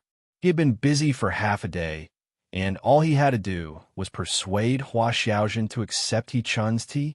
"Xiaojun, it's not just about pouring tea. You have to change your stubborn way of thinking. You have to know that you have an equal life with everyone else. And I don't distinguish between high and low, understand?" Hua Xiaojun looked at Qin Feng as if she was looking at an idiot. She shook her head and said, "No, I can't be like young Master Qiao. I'm your servant, so my status is lower than yours." Qin Feng resisted the urge to curse. He finally understood that Hua Xiaojun accepted He-chun's tea as a punishment for treating He-chun as a bad person. Her original way of thinking hadn't changed at all. Qin Feng slapped his forehead and once again realized that this task couldn't be completed in a short period of time. He might as well not force Hua Xiaojun and let everything take its course. Seeing Qin Feng lying on the bed without saying anything, Hua Xiaojun's face was full of grievance and depression. She couldn't understand why young Master Qiao always liked to anger himself. Young Master Qiao, you must be exhausted after a long day of travel. Let this lowly servant massage your body. Hua Xiaojun had already sat on the side of the bed and gently massaged Qin Feng. She inadvertently had some thoughts. Now that Ling Yun'er was gone, young Master Qiao couldn't release some of the emotions in his body. Hua Xiaojun carefully touched Qin Feng's clothes and moved her little face closer. She felt that as a lowly servant, she had to serve her master well. Qin Feng pretended to be asleep and didn't know anything as he enjoyed Hua Xiaojun's service. At the same time, on the bustling streets of Fire Beacon City, a group of beauties attracted the attention of many people. Ruoro, we can't just keep searching like this. I noticed that the people here all have very high realms. It will be dangerous for us 8 women to walk on the streets. As a godly ninja from the Japanese country, Chiyoya had always been cautious. She had already noticed that there were dozens of eyes staring at them in the dark, and there were even 7 or 8 people following them. The other women slightly furrowed their brows. Everyone agreed with Chiyoya's words. It was already the 3rd day since they arrived at Fire Beacon City. Excluding the first day when they arrived, the 8 women found a restaurant to sleep for the night. For the remaining 2 days, they searched for Qin Feng's whereabouts, but to no avail. The 8 women stopped at a secluded corner and began to discuss their next plan. They found that they had been in the Absolute Door for 3 days, but they still didn't understand the situation here. Chiyoya is right. The people of this Absolute Door have very high realms.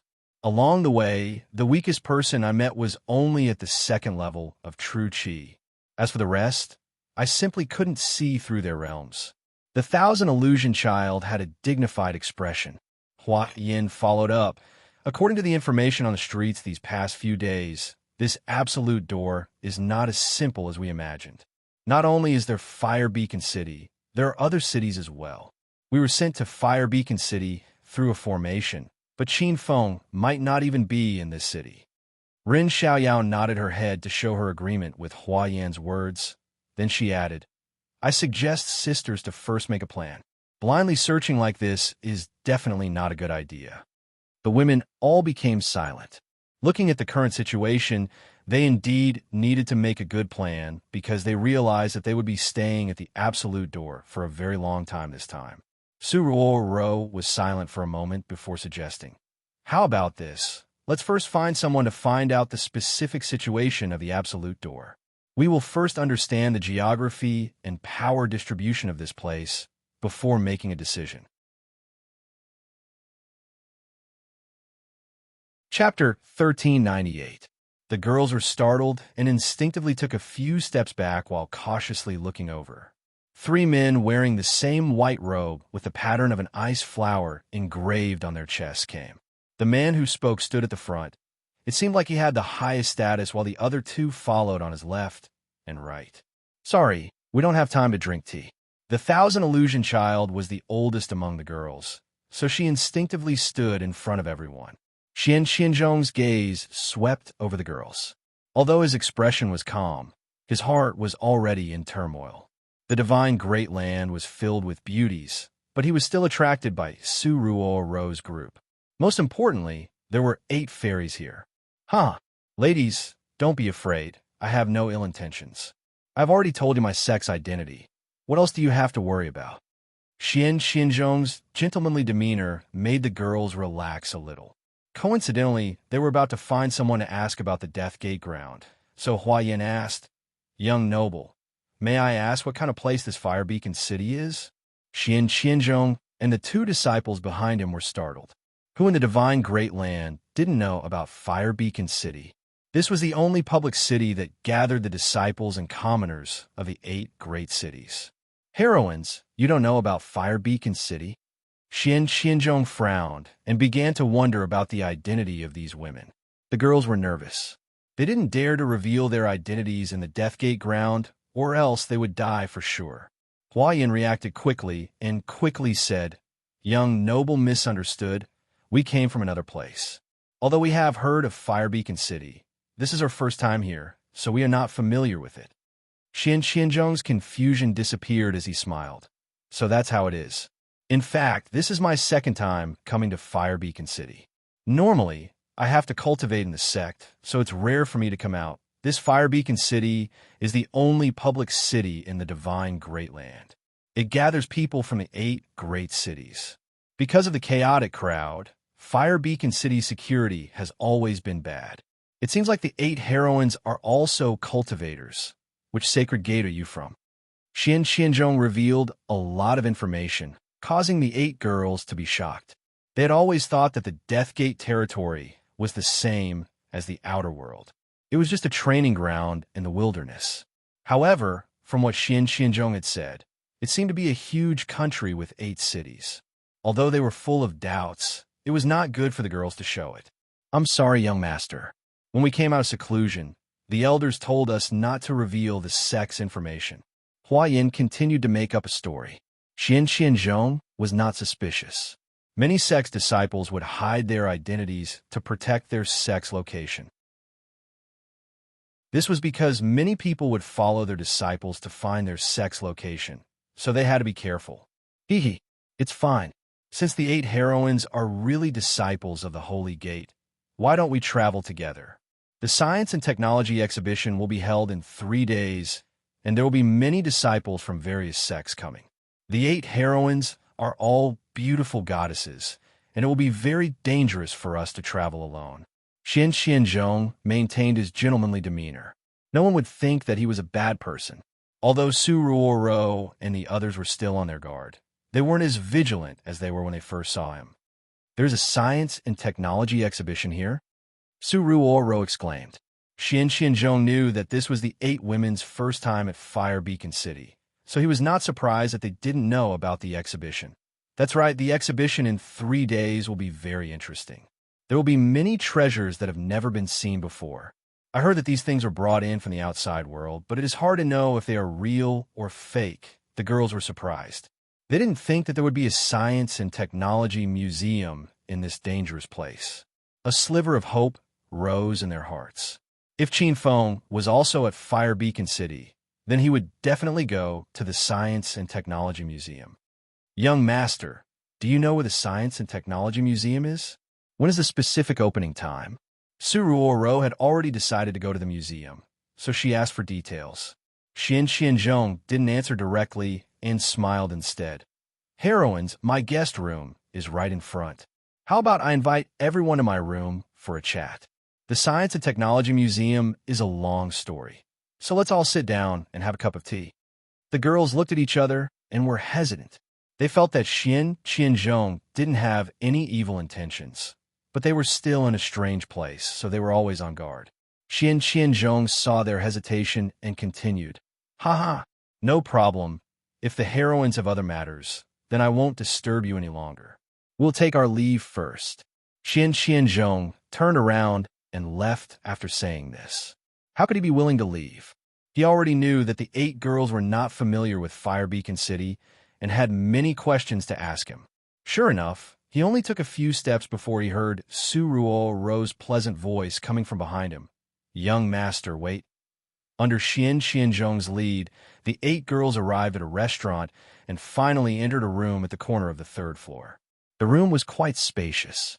At the very least, the 8 girls and Xianzhong's group of 3 did not feel crowded. Seeing the girls being tricked into the room, Xianzhong's eyes flashed with an imperceptible smirk. Qin Bei, Qin Hui, go pour some tea for the heroines. Xianzhong gave his order and gave the 2 a meaningful glance. The 2 junior brothers immediately understood and went to the side to get busy. Xianzhong then invited the girls to sit down. They sat in a circle on the wooden chairs and were a bit reserved. If it wasn't for the fact that they wanted to find out more about Fire Beacon City, they would not have come to Xianzhong's room. Young master, please tell us in detail about the Science and Technology exhibition. Su Ruoro did not waste any time. She wanted to ask about the important information and immediately leave. Xianzhong smiled and was not in a hurry to answer. Heroines, don't be in such a hurry. The sky is getting dark, and there's enough time for us to slowly chat. Su Ruo's expression changed. She felt that Qianzhong's smile had changed a bit. Young master, we still have matters to attend to tonight. Please hurry up and tell us. The 8 girls became a bit cautious. At this time, Xianbei and Hui came over with tea and secretly gave their first brother a meaningful glance. Haha, all right, then I won't waste any more of your time. Have some tea first. I'll tell you everything I know. Xianzhong handed the tea to the girls one by one. They were quite thirsty after a day of walking on the streets. When Zhang Cuckoo was about to drink a cup of tea, Qianhuan child snatched it away. Cuckoo, you are not thirsty. There is no need to drink. Zhang Cuckoo didn't understand and angrily glared at Qianhuan child. Who said I am not thirsty? Give me back my tea. After hearing Qianhuan child's words, the other girls who were about to drink their tea suddenly became vigilant. They understood Qianhuan child's intention. Who knew if the tea was drugged or not? Seeing Zhang Cuckoo throwing a tantrum, Xiao Shi hugged her and said, Cuckoo, stop it. Let this young master finish talking, and we will go back. Zhang Cuckoo finally calmed down, but the smile on Qianzhong's face suddenly disappeared. He coldly glared at the girls as if he had turned into a different person.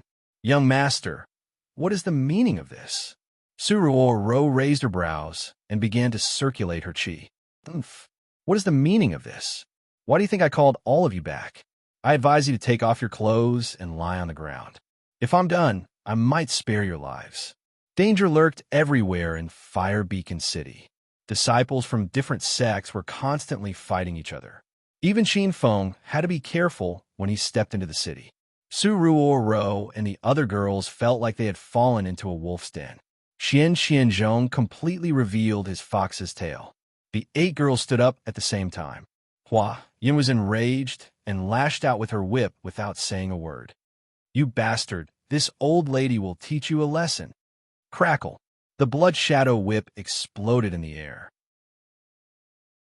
In an instant, dozens of whip shadows filled the room. Qianzhong sneered and stood in the same place without retreating. When the whip shadows were about to hit his head, he casually threw a palm strike, and Hua Yin was sent flying. Yin, are you all right? Xiao Shi was frightened and ran to the corner to check on Hua Yin. Rin Xiaoyao's eyes turned red. She raised her hand and thrust the waning moon sword. Shy moon sword style. It looked simple, but a crescent moon appeared behind Rin Xiaoyao. The air in front of her exploded as dozens of sword qi surged forward. Qianzhong didn't move. He easily threw a palm strike and injured Rin Xiaoyao. In just half a minute, 2 peak stage inner qi beauties were on the ground. The remaining people were angry and anxious. Qianhuan child suddenly took a step forward and pushed the girls behind her. She yelled, Ruoro, take everyone and run. Su Ruoro was startled and couldn't make up her mind. She didn't want to leave Qianhuan behind, but she knew they were no match for Qianzhong. If they didn't leave now, they would all be ruined. Want to leave? Do you think you can? Qianzhong sneered before Su Ruoro could react. The 2 junior brothers ran to the door and blocked the only exit like 2 mountains. The girls were anxious. They knew something big was going to happen today. They didn't want to give up. It was only the 3rd day since they came to the death gate. Sisters, if we really can't beat him, let's kill ourselves together, Su Ruo suddenly shouted. The girls quickly understood what she meant. If they couldn't beat him, they would be raped by Qianzhong and the other 2. However, they would rather die than betray Qin Feng. I don't understand you women. You won't let me do it, even if I die? Why do you have to do this? Qianzhong couldn't understand the loyalty these women had for Qin Feng. Since they decided to fight to the death, the girls didn't waste any more words. Su Ruo leaped into the air and swung her sword. Flower petals flew out from her sleeves and circled around her like butterflies. She looked like a fairy descending from the heavens. However, it wasn't as pretty as it looked. There was a killer move hidden within.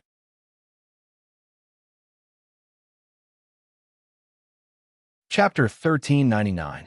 Rumble. Qianzhong's attack looked light, but it was extremely destructive.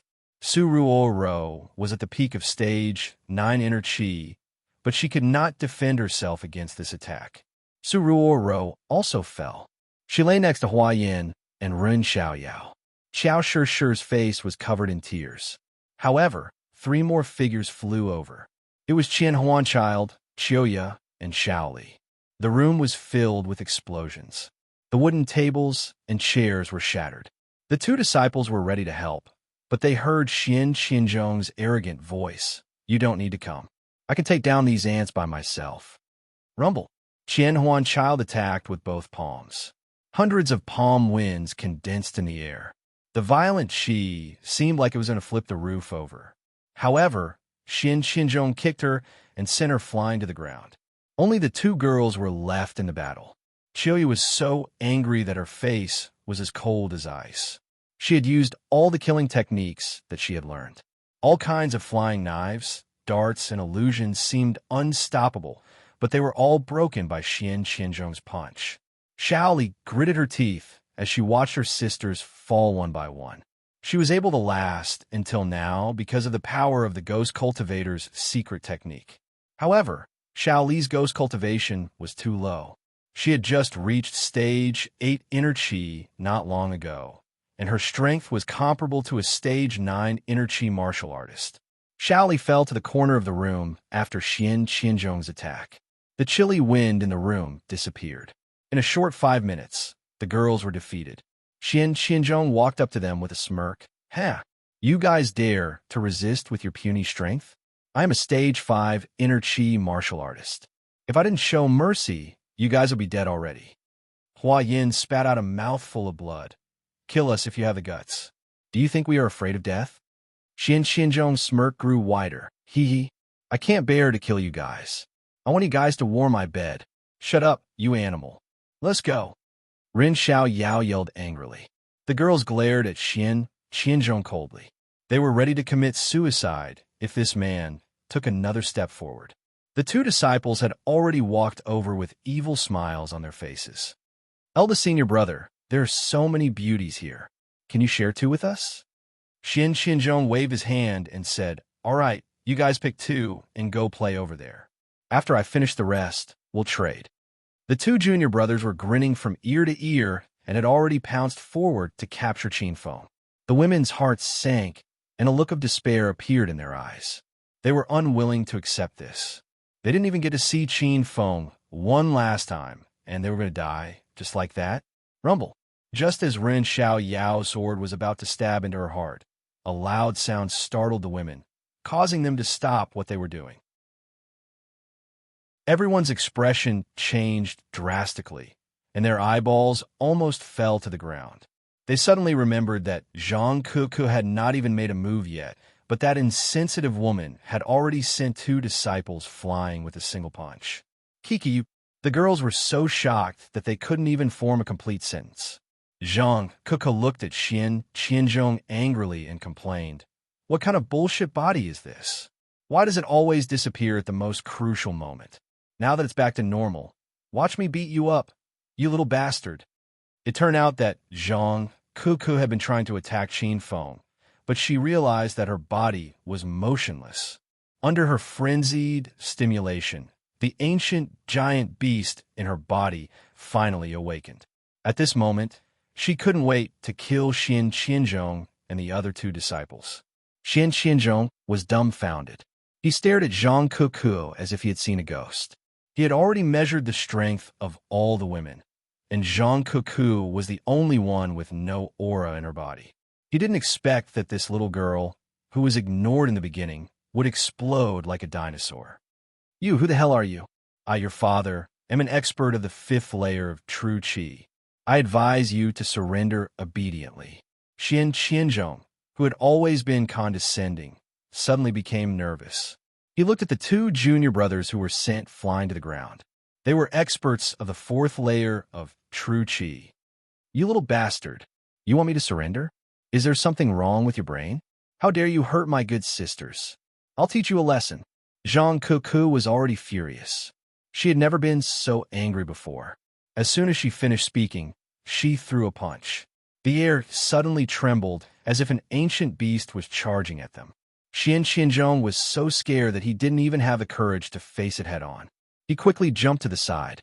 His punch missed, but it smashed a crack on the ground that went straight to the corner of the wall. Damn it! Don't kill yourself. This girl is a bit fierce. Let's attack her together.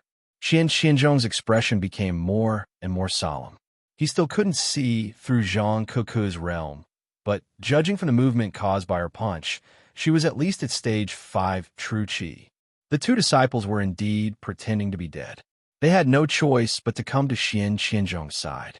The three of them glared at Zhang Keku. Before they could make a move, Zhang Keku threw another punch. You guys can't even withstand a single blow from Keku's big iron fist. Zhang Keku clearly had a small fist, but she insisted on saying that she had a big iron fist. However, Xian Qianzhong and the other two didn't care about it. Their expressions changed. The punch seemed to be able to split the sky and earth. Rumble. The punch landed and collided with the trio's attack in midair. Zhang Keku stood rooted to the ground like a mountain, but Qian Bei and Qian Hui were sent flying backward, causing a layer of the wall to fall off. Xian Qianzhong retreated and finally stabilized his body by the wall. He looked at Zhang Keku in disbelief. The thought of running away had already sprouted in his mind. This is what you get for injuring my good sisters. I'll stomp you to death. Zhang Keku seemed to have changed into another person.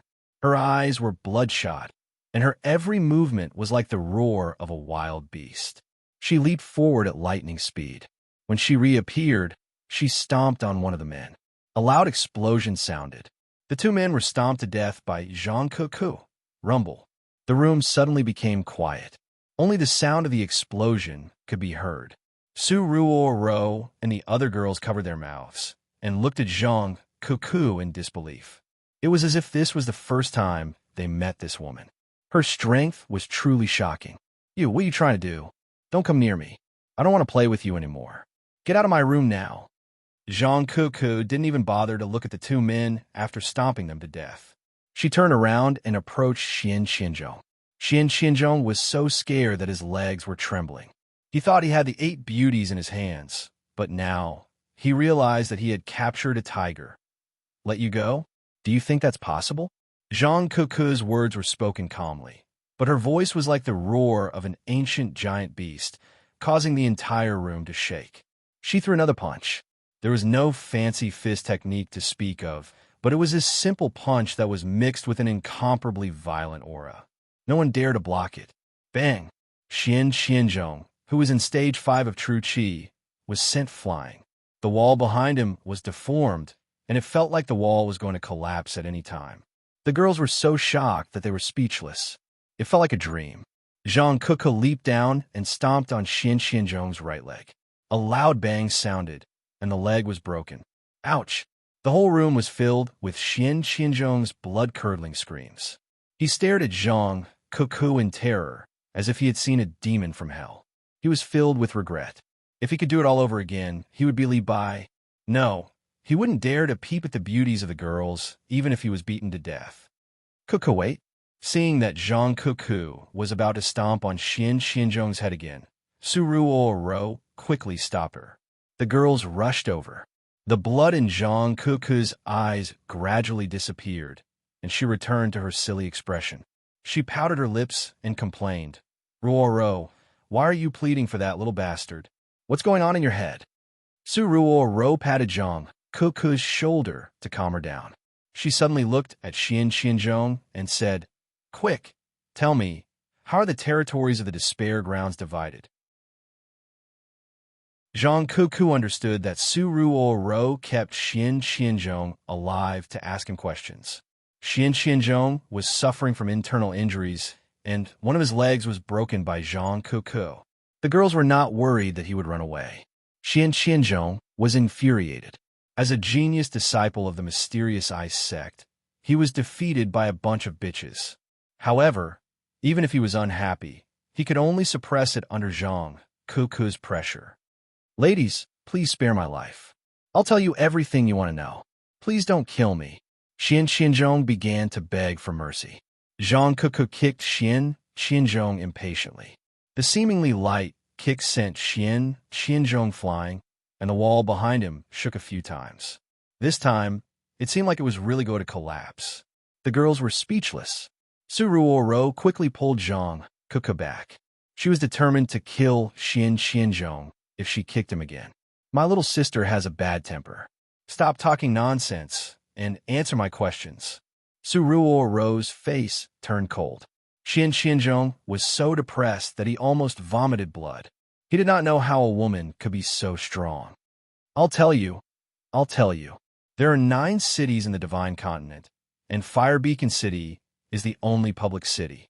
The other 8 cities are the private territories of the sacred sects. The disciples of the sacred sects are not allowed to enter these cities.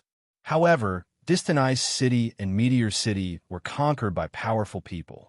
Now, the 2 cities have merged and are called Immortal Spirit City. When Qianzhong finished speaking, the girl's expressions changed drastically. Hua Yin exclaimed, "What? Immortal Spirit City?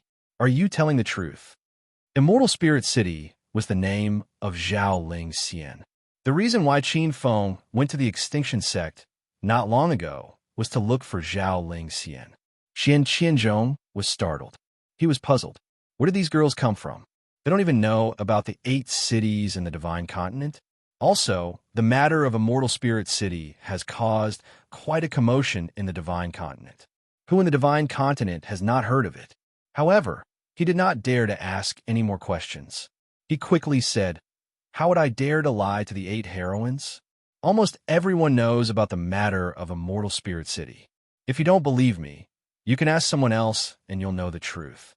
The girls fell into deep thought. They felt that Immortal Spirit City was built by Qin Feng. According to the time of the war, it was also the time when Qin Feng came to the extinction sect. He named it Immortal Spirit City so that Zhao Ling Xian would hear about it. "Not good. That brat escaped," Qianzhong suddenly shouted. While the girls were still in a daze, Qianzhong broke through the wall and jumped down from the 3rd floor. Didn't that guy's leg break? How did he escape? Zhang Kuku was depressed. Qianzhong angrily shouted, "He must have some pills on him. It's not hard to break his bone in a short period of time. That brat really got lucky this time. We can't stay here for long. Let's hurry to Immortal Spirit City." Chapter 1400. Fate was a very important thing. When Qin Feng brought Hua Xiaojun to Fire Beacon City, Su Ruoro and the other girls went to Spirit Immortal City. They brushed past each other and only needed that little bit of fate to meet again. In the blink of an eye, 3 days had passed. Fire Beacon City's annual science and technology exhibition was starting tonight. Qin Feng spent these 3 days trying to change Hua Xiaojun's thoughts. He Chun and Hua Xiaojun were about to be toyed with. He Chun concluded that Qin Feng was sick while Hua Xiaojun felt that young noble Qiao's thoughts were very dangerous. The 3 of them arrived at the Science and Technology Museum. Although there was still an hour before the exhibition started, the hall was already filled with people. Some people who came late were even blocked at the entrance. Hua Xiaojun was amazed after entering the room. Before she met Qin Feng, she never had the chance to come to such a high-class place. Even Qin Feng was a bit excited. This Science and Technology Museum was built according to the style of the outside world. Most of the items inside were obtained from the outside world. Wow, the items inside are so magical. I heard they were obtained from the outside world. I really want to go out and see the outside world. Unfortunately, my chance was taken by other sisters. The next time the formation loosens, it will be another 20 years. The hall was bustling with noise. A group of beautiful women in purple clothes were chattering. They were all female disciples of Purple Cloud Mountain. There were also a few men in black and white clothes following them. They were from the Gate of Life and Death. "Junior sister Ziyan, is there anything you like? I'll buy it for you." The eldest senior brother of the Gate of Life and Death lecherously stared at Ziyun's sexy figure. Ziyun coquettishly said, "Senior brother Yin Dan, the items in this exhibition are all very expensive. Are you really going to buy them for me?" Yin Dan was captivated by Ziyun's soft voice. He secretly pinched her waist and said, As long as junior sister Zian likes it, Big Brother will get it for you no matter how expensive it is. After tonight's exhibition is over, Big Brother will take you back to my room to discuss the martial path. How about it? The two of them were well aware of these ambiguous words. Ziyun coquettishly said, "Okay, I've been stuck at a breakthrough point recently. Senior brother Yin Dan, you have to properly guide me tonight." The two of them were not far from Qin Feng and Hua Xiaojun. Hua Xiaojun was disgusted by the scene of Qin Feng and Hua Xiaojun publicly asking to have sex. She felt that Ziyun was not behaving like a woman, but it was none of her business. She quickly turned her attention back to the exhibits in the museum. China was still in the prosperous period of ancient Huaxia. Most of the people here wore long robes and plain clothes. The lighting tools used in the major cities were oil lamps. There were no cars or planes here, so people basically had to walk. Horses were the mounts that only the disciples of the Sacred Gate and the rich families had. However, in the Science and Technology Museum, there were various types of modern technological products, such as lighting lamps, mobile phones for communication, large LCD TVs, refrigerators, juicers. There were even 2 cars parked in an empty space in the corner. Qin Feng had no idea how these people were transported in. "Wow, young Master Qiao, this big cabinet is amazing. It's so cold inside, it can actually freeze things." Hua Xiaojun was attracted by a large double-door refrigerator. She clapped her hands excitedly. There were too many people in the hall. Suddenly, a black shadow rushed over and knocked her to the ground. "Ah, it hurts!" Hua Xiaojun pouted and crawled up. Her brows were tightly knitted. The burly man stood at the side, pointed at her, and scolded. "You slut! Can't you see where you're going? Don't you know that you've knocked me?" Hua Xiaojun was frightened by the burly man. She shivered and apologized. "I am sorry, I didn't see you." The burly man was the eldest disciple of the Gate of Life and Death, Yin Dan. He was the one who knocked Hua Xiaojun to the ground, but he still acted arrogantly. Yin Dan originally wanted to give Hua Xiaojun 2 slaps and be done with it. However, when he walked in front of Hua Xiaojun, he suddenly froze. His eyes were fixed on Hua Xiaojun's delicate and pretty face. She was several times more beautiful than junior sister Ziyan. "Oh, so you're a little beauty. Seeing that you're not bad, I'll give you a chance to redeem yourself. Today, you'll follow me and serve me well at night. Do you hear me?" As a disciple of the Gate of Life and Death, Yin Dan was extremely arrogant. He could tell that Hua Xiaojun didn't have any true qi fluctuations. Even if she was dressed extravagantly, an ordinary person was nothing in front of a disciple of the Holy Gate. Hua Xiaojun felt a little resentful, but she didn't dare to vent. She said carefully, I can't serve you. I'm already young Master Qiao's maid." Yin Dan's face turned cold, and he roared, "What bullshit, young Master Qiao. Call that bastard over. See if I don't break his dog legs." Hua Xiaojun glared at Yin Dan angrily. She didn't know where she got the courage to shout, You're not allowed to talk about young Master Qiao like that." Yin Dan was stunned. When he regained his senses, his expression turned even colder. "Oh my, you slut, you dare talk back to me? I think you're asking for a beating." Hua Xiaojun hugged her head and screamed when she saw the burly man raise his hand to slap her. However, she didn't feel a slap. Instead, she felt a strong arm hug her. "Young Master Qiao." Hua Xiaojun opened her eyes and saw Qin Feng's ashen face. Tears of grievance flowed down her face. Qin Feng was holding onto Yin Dan's arm like a vice. No matter how hard Yin Dan tried, he couldn't break free. "Stinking brat, you dare to cause trouble for me? Do you know who I am? I'm Life and Death Sect's eldest senior brother, Yin Dan."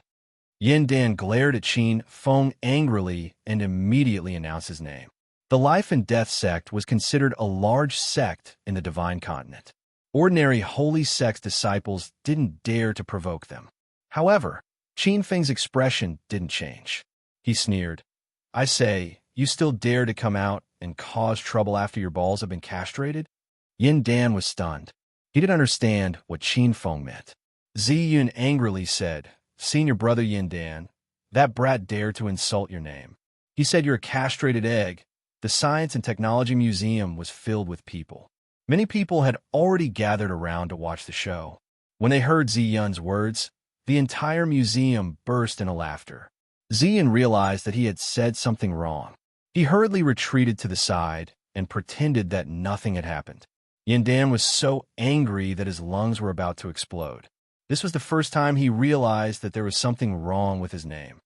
Stinking brat, you don't even care about the life and death sect? I'll give you a look. Yandan roared and true chi suddenly surged from his body. This guy was an expert at the 5th stage of true chi. Many people who were weaker than him immediately retreated, afraid that they would be implicated if they fought. Hua Xiaojun was so frightened that she screamed. However, she was stunned halfway through her sentence. Yandan's fist had just landed in front of Qin Feng's nose when he was suddenly sent flying. Boom! The sound of his landing was loud. The crowd had already dispersed. Yandan's bones were about to fall apart. Many people had already retreated a few meters to maintain a certain distance from Qin Feng.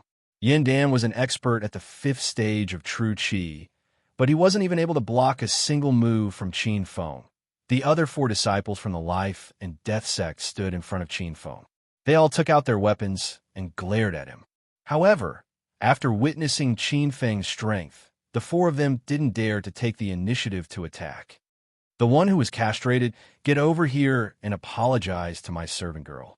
Otherwise, I'll make sure your head falls to the ground. The anger in Qin Feng's heart soared to the heavens. It was rare for Hua Xiaojun to come out to play, but she was bullied without doing anything. Was she treating him as thin air? Gasps of shock could be heard from the crowd. Many people were secretly discussing among themselves. Yandan had already introduced himself. No matter what, he was a member of the life and death sect. Yet, Qin Feng didn't give in and actually wanted him to kneel and apologize for a lowly servant girl. No one could guess Qin Feng's thoughts, and no one knew who he was. Which sect did this powerful youth belong to? Hua Xiaojun finally regained her senses. She hurriedly pulled on Qin Feng and persuaded, Young Master Qiao, I don't need to apologize. Let's just forget about it. Qin Feng knew that Hua Xiaojun was stubborn. He said in an unquestionable tone, How can I take back my words? Do you want me to lose face in front of everyone? Hua Xiaojun trembled. She was in a difficult position. Yandan had already forced himself to stand up. He was humiliated by Qin Feng in front of everyone. At this moment, he was so angry that he wanted nothing more than to tear Qin Feng into 1,000 pieces. What the fuck are you all standing there for?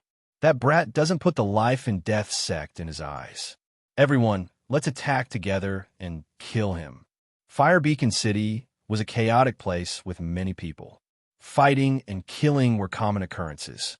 In this city, strength was everything. There was no logic to speak of. Everything depended on one's fists. With a roar, Yandan and his 4 junior brothers pounced at the same time. The 4 disciples were all at the 3rd stage of true chi. Qin Feng couldn't even be bothered to look at them. The sound of wind whistling could be heard in the hall. However, the sound was drowned out by the clamor of the crowd.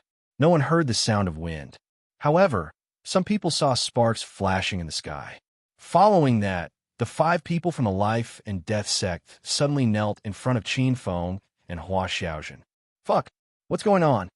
Are the people from the life and death sect so cowardly?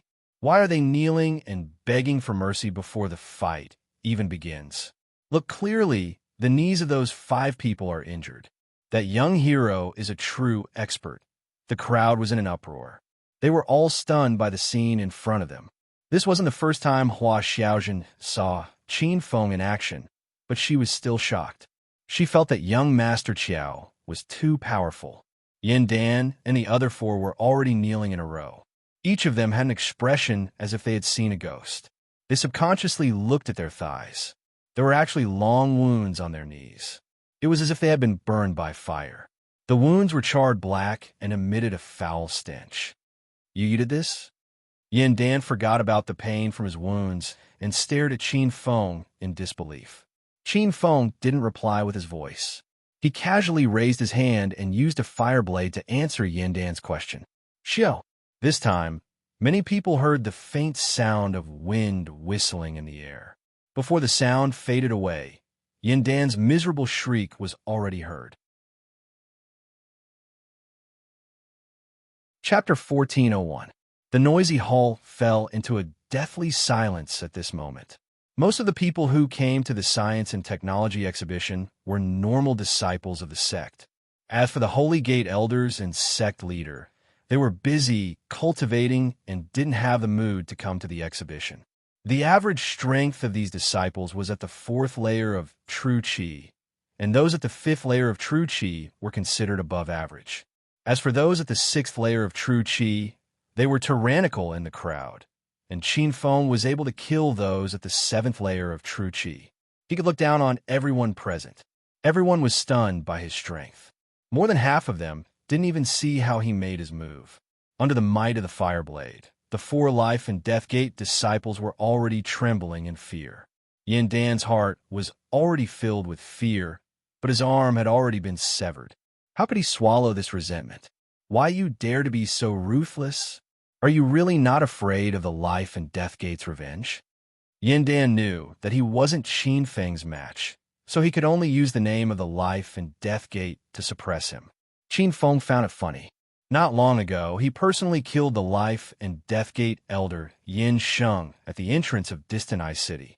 If he didn't know where the life and death gate was, he would have killed his way there and destroyed the entire sect. You gutless guy, why don't you tell me the address of the life and death gate? I want to kill my way there too. Qin Feng said calmly, but caused a commotion in the crowd. Yin Dan was shocked by Qin Feng's arrogance and was angered to death by the way Qin Feng addressed him. You have guts, brat. Do you dare to say your name? The life and death gate will definitely find you again. Yin Dan planned to run away.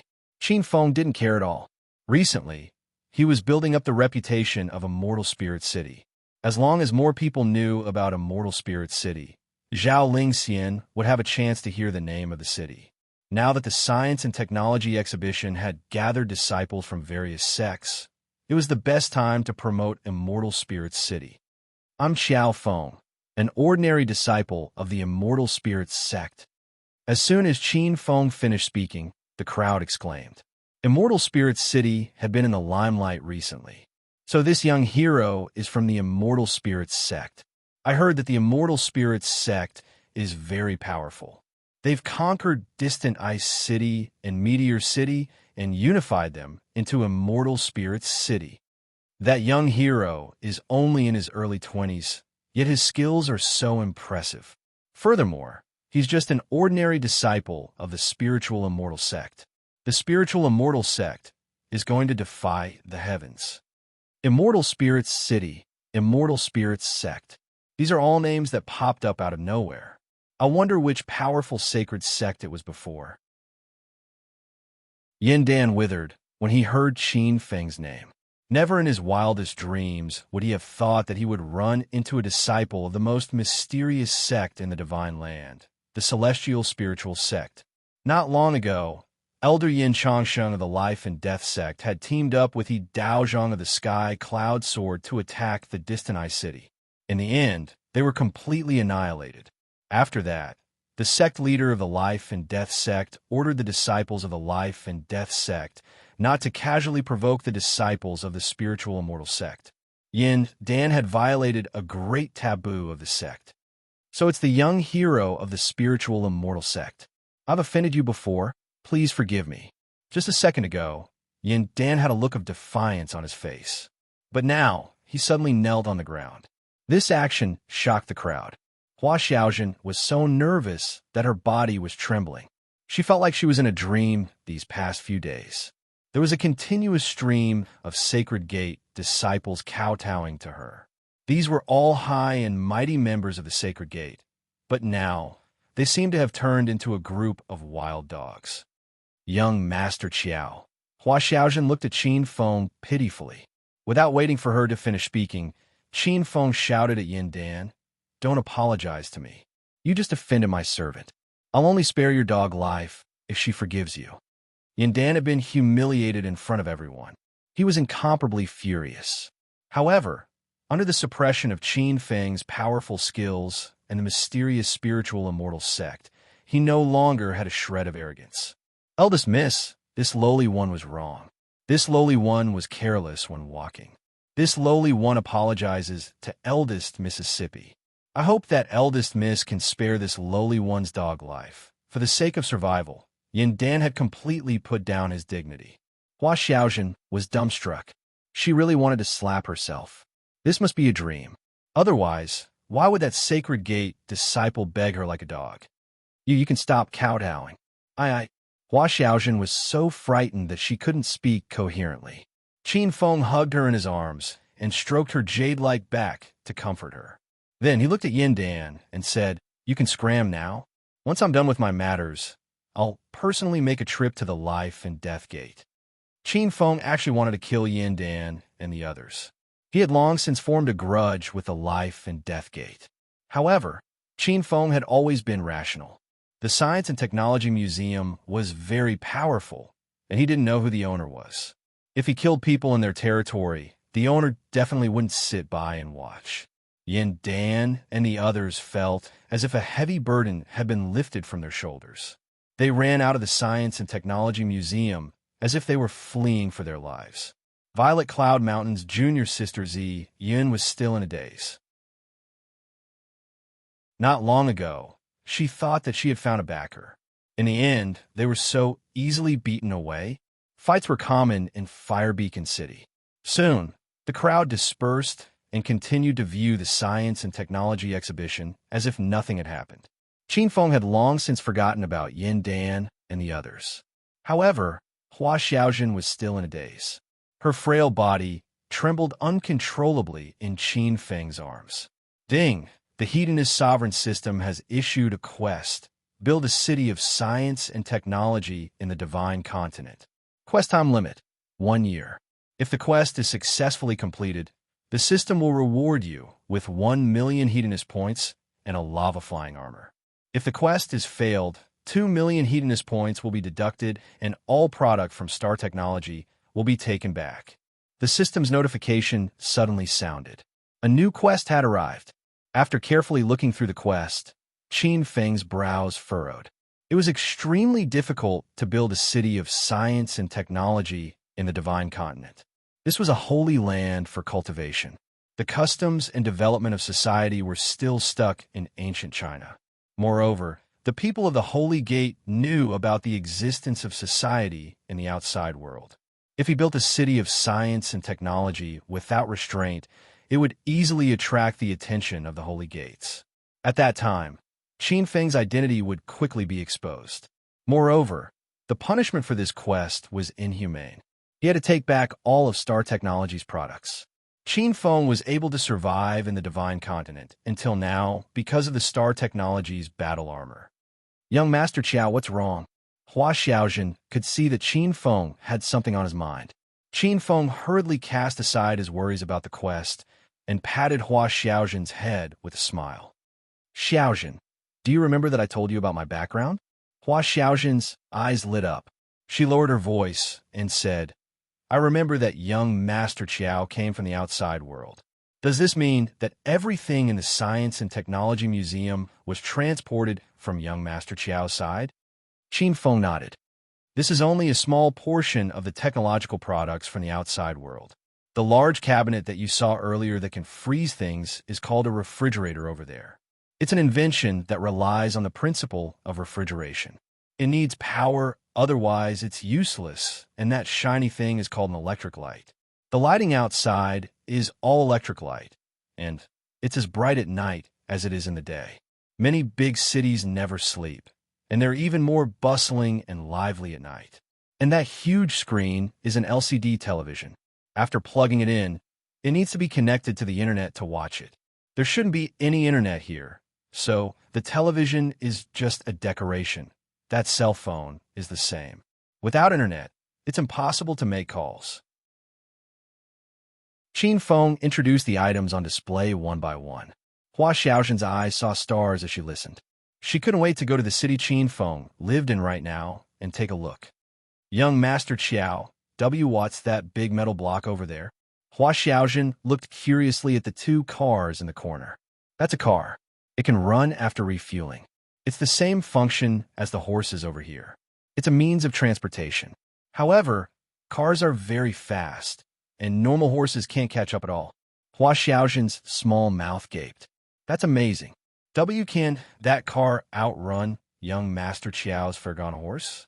Qin Feng's flaming dragon horse wasn't something a normal horse could compare to. He thought for a moment and said, "What car? If my sports cars run at full speed, they can catch up to Flaming Dragon Horse." Hua Xiaojin exclaimed once again. She'd ridden on Flaming Dragon Horse before, so she knew the speed of that Fergana horse. Seeing her adorable appearance, Qin Feng couldn't help but pinch her charming cheeks a few times. Actually, a car isn't much. There's also an airplane outside. It's also a means of transportation, and it can fly into the sky.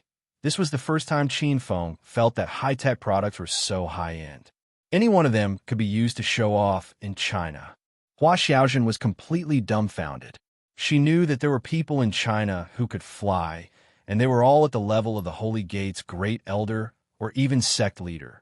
However, she didn't expect that there were people in the outside world who could fly. Hua Xiaojin really wanted to fly. "Xiaojin, when there's a chance, Master will let you fly into the sky. You'll feel so good."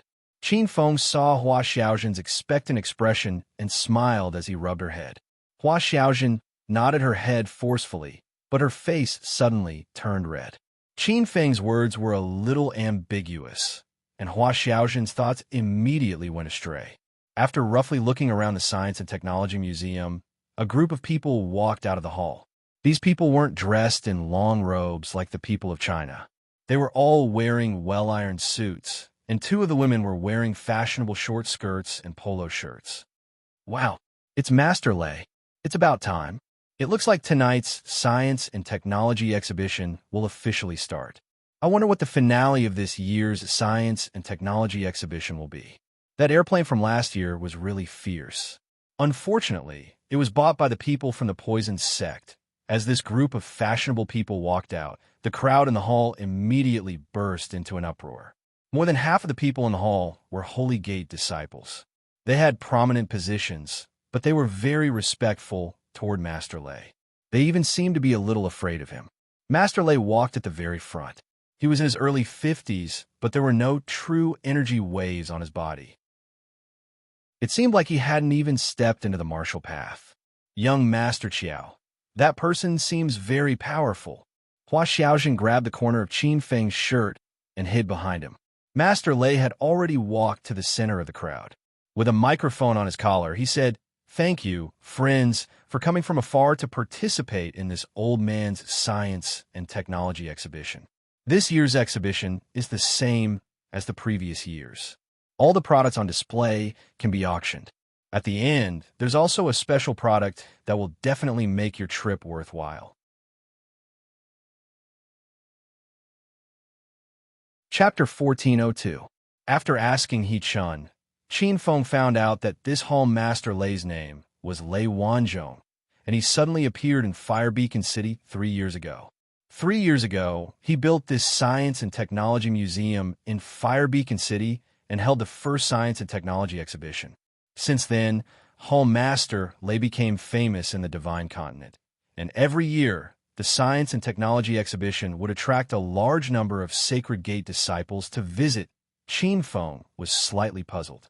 Lei Wanzhong's Science and Technology Museum only exhibited foreign products, so it was obvious that they were obtained from the Huaxia secular world. However, the Death Gate's formation only loosened once every 20 years. So how did Lei Wanzhong enter and exit the Divine Continent and the Huaxia secular world? If it wasn't a piece of technology from the secular world, could it be that it was a product of its own making? All right, I won't waste any more time. I now announce the official start of the third Science and Technology exhibition. Everyone, feel free to look around. If there are any products that you like, you can find the staff of the Science and Technology Museum to purchase them. After Lei Wanzhong finished his opening speech, the entire hall was in an uproar. Many people already had their eyes on the products that they liked and went to bid for them. Hua Xiaojin was frightened by the scene of everyone frantically fighting over the products. She tightly grabbed onto Qin Feng's clothes as if she was afraid of getting lost. "Brother, can you please introduce this big toy to me?" A large group of people gathered in front of the LCD TV. Most of these Sacred Gate disciples didn't know anything about science and technology, so they only wanted to buy the big ones. As for the small gadgets like the flashlight and the razor, very few people bought them. What effect could such small things have? The staff of the Science and Technology Museum started to introduce, "Everyone really has a good eye. This 58-inch super large LCD TV is an incredible treasure." The man was interrupted just as he opened his mouth. "Wait, little brother, what do you think this is? What 58-inch chicken spirit?" This was the first time everyone heard of an LCD TV, so they were all confused.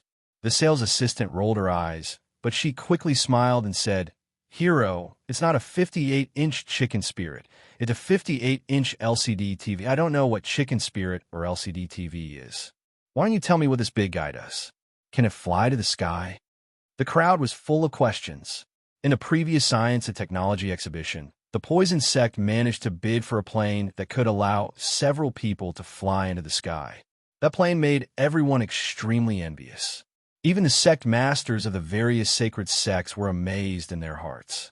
This time, all the Sacred Gate disciples who came here wanted to get a plane back. Other than the few great elders and the sect leader, there were very few disciples in the divine great land who could fly with a flying sword. The shopping guide seemed to have come from the outside world. He was rendered speechless by these warriors of the divine land. This was just a TV. How could it go up to the sky? However, he maintained a professional smile on his face and patiently bluffed. "Everyone, don't be impatient. This 58-inch LCD TV can't fly, but its functions are incredible. It's even more powerful than flying. There are 300 sets of martial arts manuals in there, and all of them are video tutorials. Whoever gets their hands on this will definitely become a martial saint after a year of hard work." This shop assistant had no true chi in his body, so he was just an ant on the path of martial arts. However, his glib tongue was really amazing, and he immediately fooled a group of Sacred Gate experts. The crowd was instantly in an uproar. There were 300 sets of martial arts manuals in this big guy. "Brother Lei Shan, don't talk nonsense. How can there be 300 sets of martial arts manuals?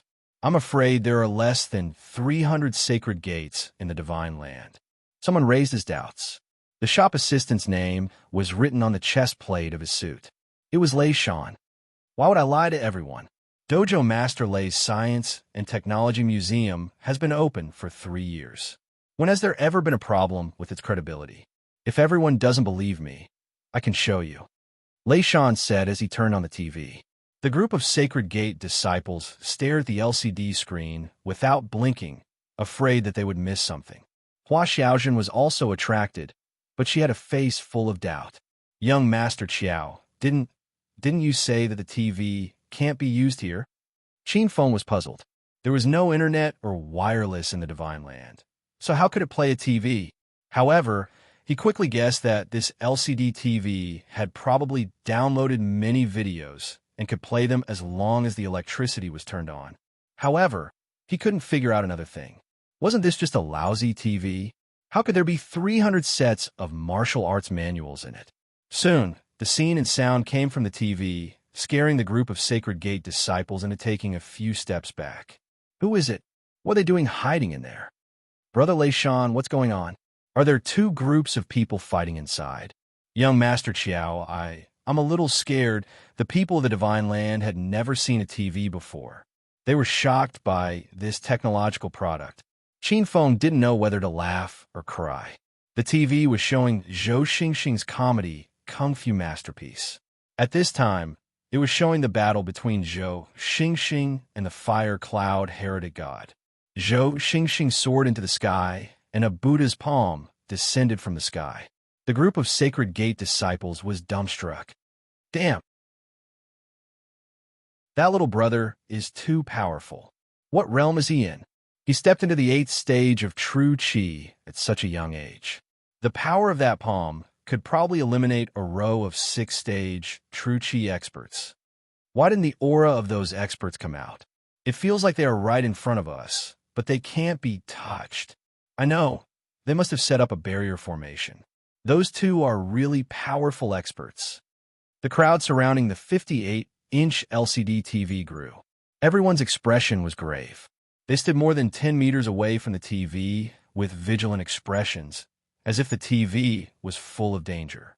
Qin Feng was about to cry from laughing, but he saw Lei Shan suddenly change the video. This time, it was the Heaven Sword and Dragon Saber. In the next 10 minutes, Lei Shan changed the video every 2 minutes. Every video was an exciting fight scene, from Kung Fu to the Heaven Sword, and then to the smiling proud wanderer, demigods and semi-devils, wind and cloud dominating the world. The crowd was dumbstruck.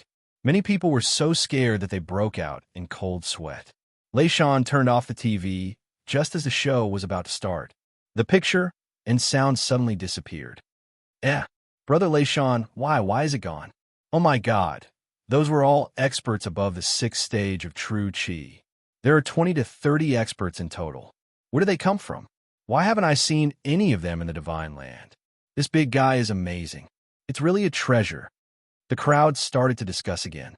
Lei Shan held back his laughter and said seriously, "Heroes, you've all seen this 58-inch LCD TV. I've said that there are 300 secret techniques inside, and they're all taught on the spot. Just now, I only played 20 or so secret techniques. Now, we can start the auction. The starting price is 1,000 high-grade spirit stones." As soon as Lei Shan's voice fell, the crowd erupted. The Sacred Gate disciples fought to bid for the LCD TV. This was a treasure that hid 300 secret techniques. It was an unimaginable existence. Qin Feng's eyes almost popped out. He finally understood Lei Shan's trick. This kind of retarded scam could only fool the Sacred Gate disciples in the Divine Land. If it was used in the Huaxia secular world, Lei Shan would be sent to the mental hospital in minutes. "Young Master Qiao, that thing is so powerful. Don't you want it?" Hua Xiaojun was deeply attracted by the LCD TV. She knew Qin Feng was also a cultivator, so he definitely needed powerful secret techniques. "That guy is lying. Just ignore them." Qin Feng patted Hua Xiaojun's head. Realization dawned on Hua Xiaojun. If Qin Feng said it was a lie, then she believed it 100%.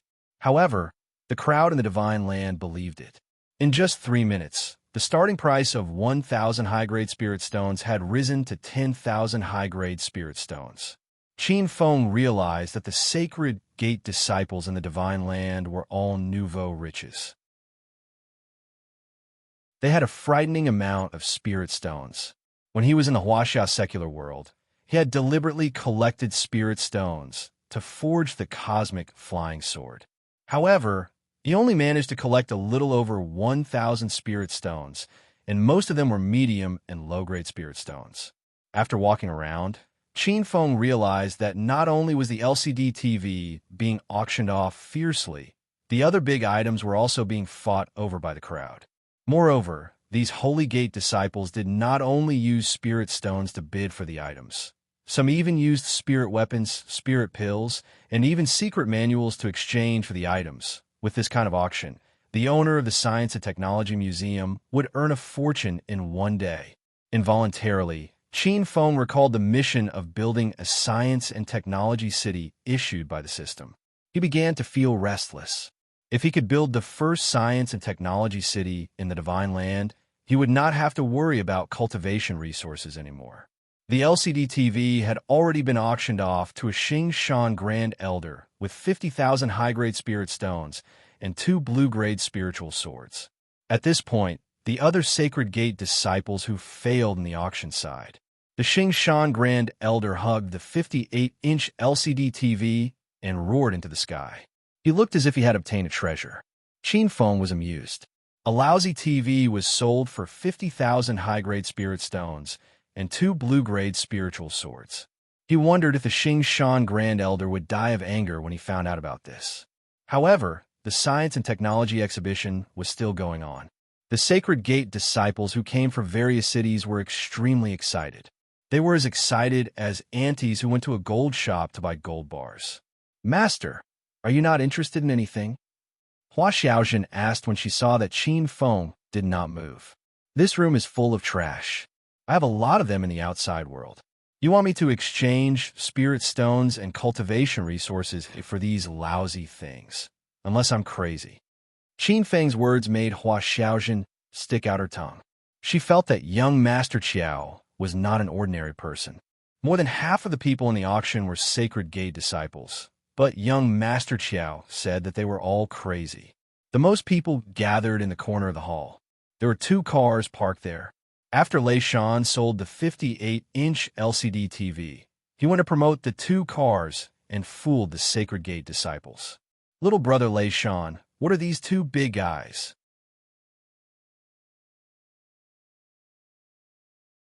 Chapter 1403. Heroes, these 2 items are incredible. They're called super flying war cars. Qin Feng spurted out his saliva as soon as he heard the name. He couldn't help but laugh out loud. However, he saw that the group of Holy Gate disciples had serious expressions. Their eyes flickered as they stared at the 2 cars. In reality, these Holy Gate disciples were not stupid. It was just that they had never been to the outside world and had never seen the items displayed in the Science and Technology Museum. As for the disciples that came out of seclusion to Huaxia not long ago, they wouldn't come to visit the Science and Technology Museum. They had already been to Huaxia's secular world, so they didn't have the time to waste here. And this Science and Technology Museum of Fire Beacon City was also smart. There were internal personnel guarding the entrance and only allowed people who had never been to the outside world. As for the disciples that came out of seclusion, they were not allowed in at all. The excuse was that the Science and Technology Museum was too small and was only open to people who had never seen technology before. Lei Shan was still vigorously bragging about the 2 cars on the stage while the crowd kept asking questions. Brother Lei Shan, we don't understand what you're saying. Just get to the point. What are the uses of these 2 big guys? A few disciples couldn't hold it anymore.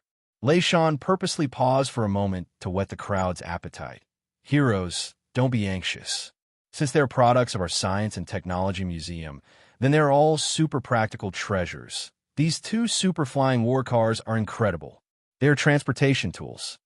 As soon as he finished speaking, many people started to complain. What? So they are 2 transportation tools. What do we need them for? We could just ride horses instead of transportation. Transportation tools clearly couldn't attract these Holy Gate disciples, but Lei Shan wasn't anxious. He unhurriedly said, Heroes, if they were normal transportation tools, why would our master Lei bring them out? Isn't that cheating people? These 2 super flying war cars are very powerful. Normal horses can't keep up with their speed. Let me put it this way. When these 2 super flying war cars move at full speed, their speed is comparable to that of a rank 6 true Qi expert. Moreover, as long as there is enough energy, the cars can maintain this speed. The complaints stopped and were replaced by exclamations. The speed of a rank 6 true Qi expert wasn't slow. Normal horses that could run at rank 2 true Qi were already incredible. Most importantly, if those disciples below the 6th layer of true Qi possessed a car, if they encountered an enemy at the 6th layer of true Qi, they could absolutely use the car to escape. This was a life-saving treasure. Quite a few people became excited, and they seemed determined to win the super flying war chariot. Qin Feng had some doubts in his heart. This car had to be powered by gasoline, and Qin Feng was sure that these 2 cars didn't run on electricity. They both ran on gasoline. However, where could he find gasoline in the divine Great Land? If he bought this car, it would become a pile of scrap metal. Just as he was feeling puzzled, he heard someone ask this question. Brother Lei Shan, what's the energy supply for this super speedy chariot? Lei Shan said, You don't have to worry about the energy. These 2 super flying chariots are powered by gasoline in the outside world, but they have been modified by our great master Lei. Now, their energy system is spiritual energy. As long as you put in a top-grade spirit stone, it will be enough for them to run day and night for a month. Everyone relaxed. They didn't have to worry about the energy problem. However, Qin Feng was astonished.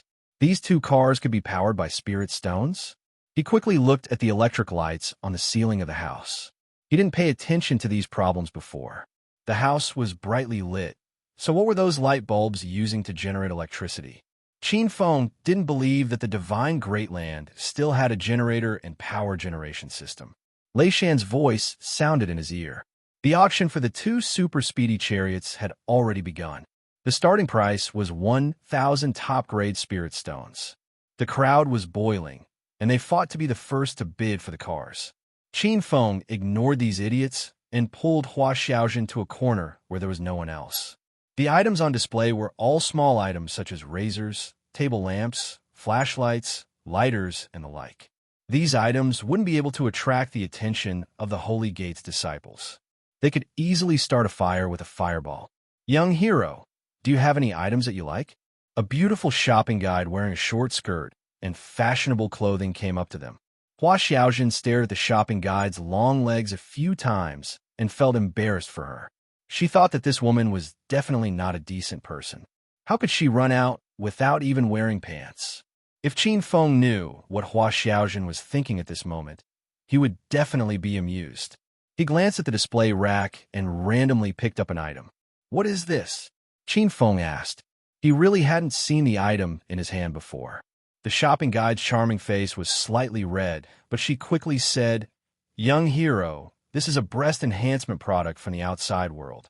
You can buy it for your wife to use. The shopping guide mistakenly thought that Hua Xiaojin was Qin Feng's wife. Qin Feng was stunned. He didn't expect that he would pick a breast enhancement product. Hua Xiaojin's face was already flushed red. She thought that the outside world was too strange. How could there be people producing such a shameless product? Qin Feng didn't care about this. The reason why he came here to choose items was to figure out how the Science and Technology Museum's electricity was supplied. Very good. I really like this item. Qin Feng nodded and said. Hua Xiaojin almost ran away in fright. She hurriedly pulled on the corner of Qin Feng's clothes and whispered in his ear, See young Master Qiao. Why did you buy this? Qin Feng casually said, Of course it's for you. Why else would I use it? Hua Xiaojin didn't expect young Master Qiao to be so open and say such things in public. She lowered her head and didn't dare to look at the shopping guide. Her voice was as soft as a mosquito. Young Master Qiao, I am big enough there. Qin Feng almost burst out laughing. He couldn't help but glance at Hua Xiaojin's collar. This action was discovered by Hua Xiaojin, and she was so embarrassed that her little face was about to drip water. What woman doesn't like that part of her is big? Isn't it better if it's bigger? Qin Feng looked at the shopping guide and continued, How much is this thing? These items aren't expensive. You can give me 100 high-grade spirit stones. Qin Feng secretly cursed the Science and Technology Museum for being black-hearted. A lousy breast enhancement device dared to ask for 100 high-grade spirit stones? However, he quickly smiled and said, It's indeed very cheap. Then teach me how to use it. The shopping guide was also very shrewd. She smiled and said, I'm sorry, young hero. Master Lei has a rule that we will only tell you how to use it after you pay first. Qin Feng originally wanted to get something for nothing. After he figured out how the Science and Technology Museum worked, he would say that he didn't want to buy it. He didn't expect that he wouldn't be able to trick her. Qin Feng had no choice but to reluctantly take out 100 high-grade spirit stones. This was all the savings he had in the Emerald Spirit Ring. Originally, he planned to keep it to forge the Golden Rock Celestial Venerable Armor. Now, he had to think of a way to get more spirit stones and other materials. After paying the spirit stones, the shopping guide started to teach Qin Feng how to use it. Qin Feng naturally knew how to use these gadgets, but he pretended that it was his first time and listened patiently. That's right. How does this thing work? Does it need energy to support it? It won't break after using it, right? Qin Feng asked and got to the point. Young hero, don't worry. The quality of these technological products is very good. They're all branded products from the outside world. If you follow my instructions, it won't be a problem for you to use it for 5 to 8 years. As for the energy supply, you don't have to worry about it. All the technological products in our Science and Technology Museum rely on spiritual energy as their energy supply. For this gadget you bought, 1 low-grade spirit stone is enough to last a lifetime. Qin Feng was surprised. This breast enhancement device wasn't plugged in with batteries, nor was it charged. It was actually powered by spiritual energy. He secretly channeled his true qi into it and realized that the two massagers were really working. Hua Xiaojun screamed in shock. She couldn't help but think of the scene when the two massagers were pressed against her chest. Xiaojun, are you okay? Qin Feng looked at her worriedly. Hua Xiaojun's neck turned red. She didn't know why Qin Feng insisted on buying this. Was it really because she was too small? And young Master Qiao didn't push her down. Was it because she was too small? But Hua Xiaojun truly felt that she wasn't small anymore. I am fine, Hua Xiaojun said shyly. Qin Feng also couldn't understand Hua Xiaojun's thoughts. At this time, his thoughts were on the problem of the Science and Technology Museum's energy supply. He pulled Hua Xiaojun to a corner where there was no one. Qin Feng disassembled the breast enhancement device and studied it. He quickly discovered something strange. This machine's interior had clearly been modified. The wiring was removed and connected with a strange little device. Qin Feng placed a low-grade spirit stone inside. He discovered that the spiritual energy in the spirit stone automatically entered the little device and started the machine. See young Master Qiao. Hua Xiaojun didn't know what to say when she saw Qin Feng loving the breast enhancement device so much. Qin Feng came back to his senses. He realized that the Science and Technology Museum's master, Lei, wasn't a simple person. Not only could he bring technological products from the outside world into China, but he also changed the energy of these products into spiritual energy. Xiaojun, keep this thing. Massage it when you're free. Qin Feng casually threw the breast enhancement device to Hua Xiaojun. He didn't really want to buy this thing, but since he had already bought it, it was just right for Hua Xiaojun to use. Hua Xiaojun's hand holding the device was trembling. She clearly misunderstood Qin Feng. She thought that young Master Qiao really disliked her because she was too small. The auction in the Science and Technology Museum was still going on. Qin Feng and Hua Xiaojun were both in a daze. Hua Xiaojun felt a little sad. She glanced at her chest from time to time. Qin Feng was thinking about the Science and Technology Museum when Little Pig's voice suddenly sounded in his mind. Master, a system has been detected nearby. Qin Feng suddenly became nervous. His eyes quickly swept across the crowd. He had encountered 4 system owners in the Huaxia secular world. He had subdued Shui Air's Supreme Superstar System and Dragon God Supreme Peace System, and he had devoured Xiao's Supreme Mecha System. Ling Jiuqian also had a system, but Qin Feng couldn't see through his system.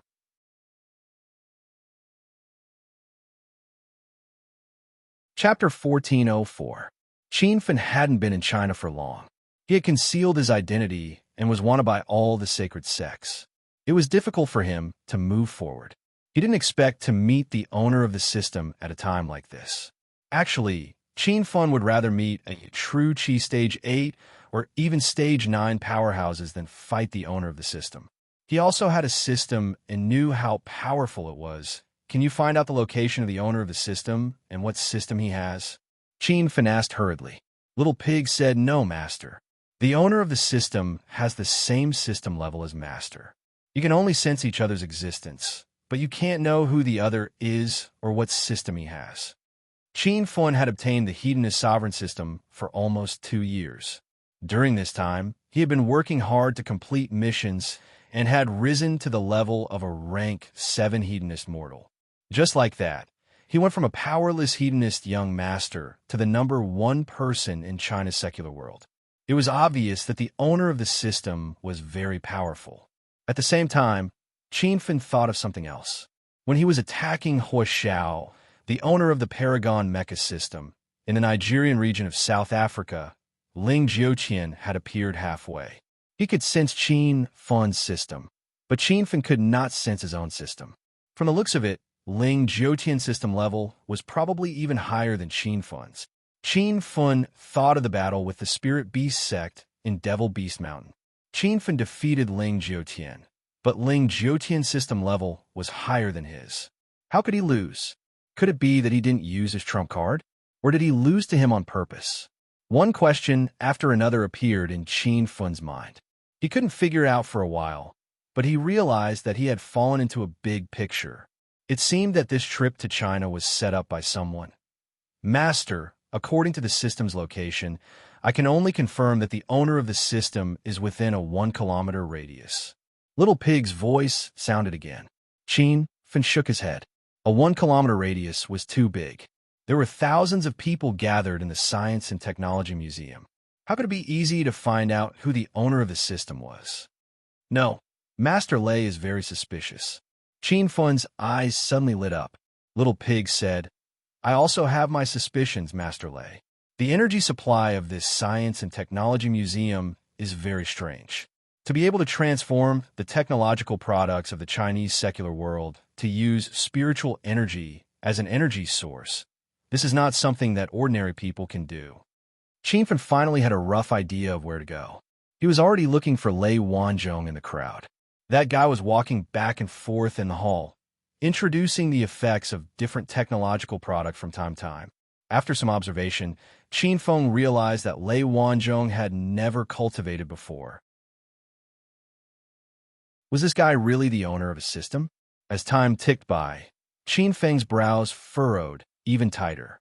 Suddenly, Hua Xiaozhen's voice, as soft as a mosquito, reached his ears. Young Master Qiao, can you accompany me to the restroom? Qin Fen froze for a moment before coming back to his senses. Are you in a hurry to pee? Hua Xiaozhen's face turned red. She didn't know what was going on. No, seeing that she was bashful and couldn't say anything, Qin Feng simply pulled her to the restroom. When they got there, Qin Feng discovered that the restrooms in the Science and Technology Museum were built in the style of the outside world. Hua Xiaozhen was dumbfounded. Young Master Qiao, where is this place? How'd I use this place? Qin Feng didn't know whether to laugh or cry. After confirming that there was no one in the ladies' restroom, he pulled Hua Xiaozhen into a stall. Go to the restroom. I'll guard the door and won't peek. The stall in the restroom was relatively empty. Qin Feng stood at the door with his back facing Hua Xiaozhen. Hua Xiaozhen wasn't there to use the restroom. She just stared dumbly at the toilet bowl, feeling a bit confused. Young Master Qiao, this lowly servant doesn't want to use the restroom. Sit on the chair first. When Qin Feng heard Hua Xiaozhen say the toilet bowl was a chair, he almost laughed out loud. Xiaozhen, what are you doing here instead of using the restroom? Hua Xiaozhen held the breast enhancement device in her hand. She fidgeted for a while before mustering the courage to say, I don't know how to use it. Young Master Qiao, please teach me. When Hua Xiaozhen was in a daze, she kept thinking about the size of her breasts. In the end, she made up her mind to enhance her breasts. Since young Master Qiao liked big ones, she had to satisfy his preferences. Just as she finished speaking, he saw that Hua Xiaozhen had already started to take off her clothes. When Qin Feng came back to his senses, this girl's top was already off. Qin Feng's eyes widened. Hua Xiaozhen's figure was indescribably good. Hua Xiaozhen lowered her head shyly. Her hand holding the machine trembled. Young Master Qiao, how do I use it? Qin Feng really wanted to cry from laughing. He bought the breast enhancement device to study the energy problem.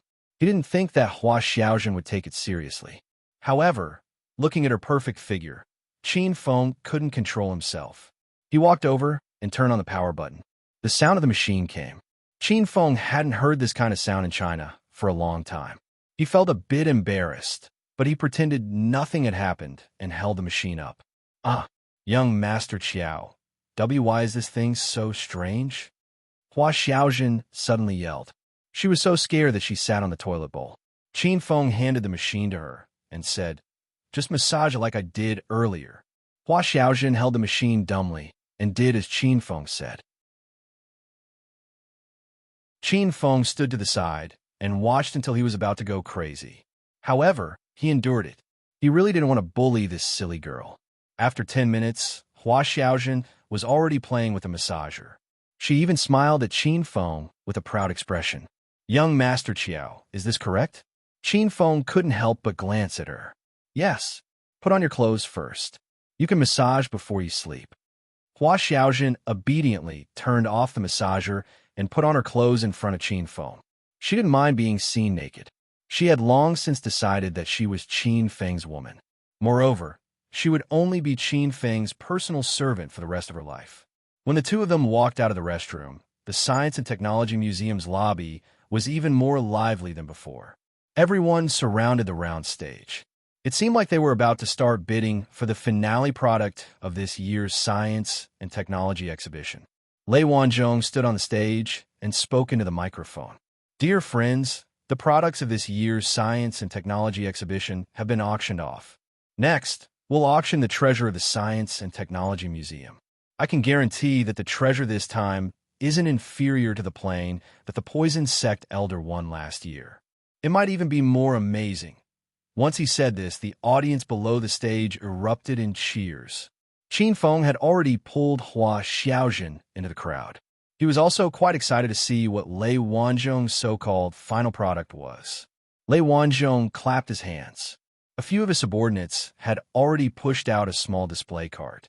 The display cart was covered with a black cloth, so no one could see what was inside. "Master Lei, what exactly is this? Why did you push out a display cart? Could it be that it's not a treasure? I can already feel that the item under the black cloth is very amazing. I'm so excited right now." The crowd was in an uproar. Lei Wanzhong's face was full of smiles when he saw the fiery atmosphere. He walked to the side of the display cart and suddenly pulled the black cloth away. The crowd instantly cried out in surprise. Actually, they didn't understand what was on the display cart. They just felt that this was the time to scream. "Wow! Young Master Qiao, what's on the display cart?" Hua Xiaojun also cried out in surprise. Qin Feng's expression became slightly serious. "It's a firearm from the outside world, huh? Firearm? What's that?" Hua Xiaojun clearly didn't understand. Qin Feng didn't say anything more. He looked at the display cart that was filled with firearms and ammunition. There were even bombs and small cannons. "Master Lei, what exactly is this? What's its use?" The crowd couldn't bear it anymore. Lei Wanzhong didn't explain. He chuckled as he picked up a submachine gun, loaded it, and fired at the roof. Ta-ta-ta! Dozens of bullets were emptied in a few seconds. A few chandeliers on the ceiling shattered and fell, leaving behind many bullet holes. The originally noisy hall suddenly quieted down. The crowd of Holy Gate disciples was dumbstruck. What kind of weapon was this? Wasn't it a bit too fierce? "Friends, these are all firearms from the outside world. They are very powerful. Martial artists below the fourth stage of true Qi can very well withstand the attacks of these weapons." Lei Wanzhong's words shocked everyone. Although martial artists at the fourth stage of true Qi were as numerous as dogs in the Divine Continent, they still needed to cultivate bitterly to step into the fourth stage. Now, a random firearm could kill a powerful martial artist at the fourth stage of true Qi? This was too nonsensical. "Master Lei, the weapon you used just now was indeed fierce, but you're underestimating a martial artist at the fourth stage of true Qi. I'm an ordinary disciple of the Northern Clan, Feng Jing, and I'm at the fourth stage of true Qi. I'm confident that I can block the attack of the weapon in your hand." A young and frivolous disciple jumped out, but Lei Wanzhong didn't get angry. He chuckled and said, "This little brother is right. This is a submachine gun in my hand. It's indeed difficult to kill a true Qi realm martial artist with just this weapon. However, the next few guns are incredible. This is a new type of laser gun. Its firing speed is fast and powerful. Let me show it to everyone first." Lei Wanzhong grabbed a dazzling laser gun and fired a shot at the roof. A red ray of light shot out, instantly piercing a hole in the roof. Rumble. A lot of rubble and tiles fell down. The commotion caused by the shot was so huge that many Holy Gate disciples cried out in fear. This attack is comparable to the attack of a martial artist at the fifth stage of true Qi, right? That ray of light is so fast. If you're not careful, you won't be able to dodge it. This weapon is amazing. How many spirit stones are you selling it for? Bullet-type firearms couldn't attract these Holy Gate disciples, but laser guns were still very powerful. Chapter 1405. Hua Xiaojun had long been scared silly by the power of the laser gun. She thought that if an enemy used this gun against young Master Qiao, would he be able to survive? "Qiao, young Master Qiao, let's go. Hua Xiaojun didn't want to stay here anymore. She was afraid that something would happen to Qin Feng. Qin Feng naturally wouldn't leave now. He hugged Hua Xiaojun in his arms and comforted her. The power of the laser gun completely aroused everyone's interest. Seeing that there were so many strange things on the small exhibition card, the group of Sacred Gate disciples could no longer remain calm. Dojo Master Lei, what's that fist-sized thing? Lei Wanzhong had a faint smile on his face. This is a grenade from the outside world. Don't be fooled by its small size. Its power is not small at all.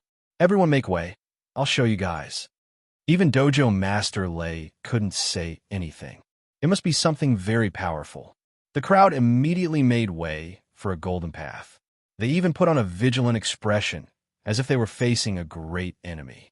Lei Wanzhong picked up the grenade and threw out the door. Just when everyone was wondering why there was no movement, a loud explosion suddenly sounded. The two large metal doors fell to the ground, causing the hall to shake violently. Fuck! Isn't this little guy's power too fierce? This is the attack of a true Qi Stage 6 expert. It's indeed powerful, but it also has a fatal flaw. This thing's attack time is a bit slow. By the time it attacks, the enemy will have already disappeared. Dojo Master Lei, what other treasures do you have? Please show them to everyone. The crowd in the hall became more and more excited. They realized that this year's hidden treasures were indeed amazing. Lei Wanzhong displayed the firearms from the outside world. Most of them were ammunition firearms, but there were also a few laser weapons that were about the same level as the laser gun.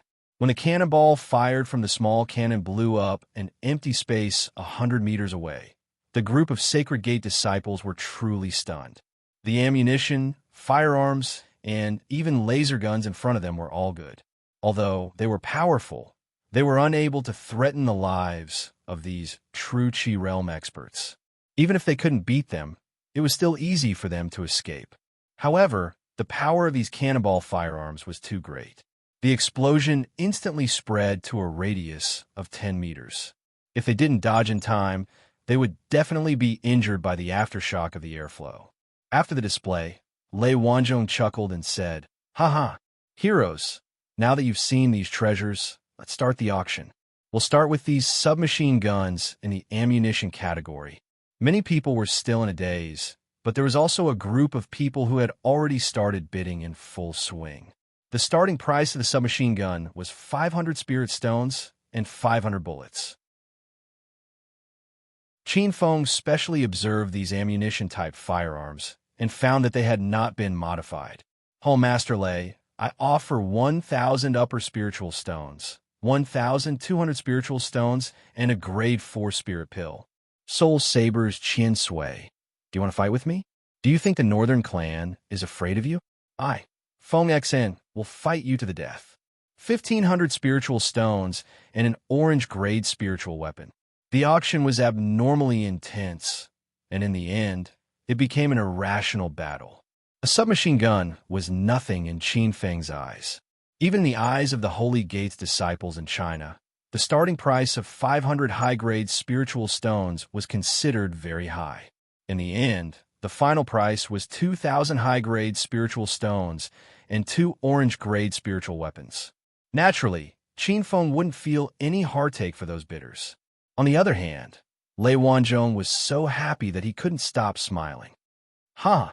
The first treasure has successfully fallen into the hands of Soul Saber's disciple, Qian Sui. I have to kindly remind everyone that there are only so many technological products in this year's auction. If one is sold, there will be one less. Everyone, please seize the opportunity to bid for the grenade. Lei Wanzhong's words made the already irrational crowd even more crazy. There were a total of 30 grenades, and they were auctioned off at one go. The starting price was 5,000 high-grade spiritual stones. However, even with such a high price, more than a dozen people bid at the same time. 6,000 high-grade spiritual stones, 6,500 high-grade spiritual stones, and a Flaming Fist martial skill book.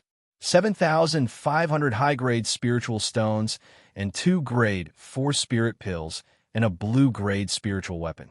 12500, high-grade spiritual stones, a low-grade cultivation method, a black-grade martial skill book, 3 blazing fire crystals. The auction price was about to break through the sky.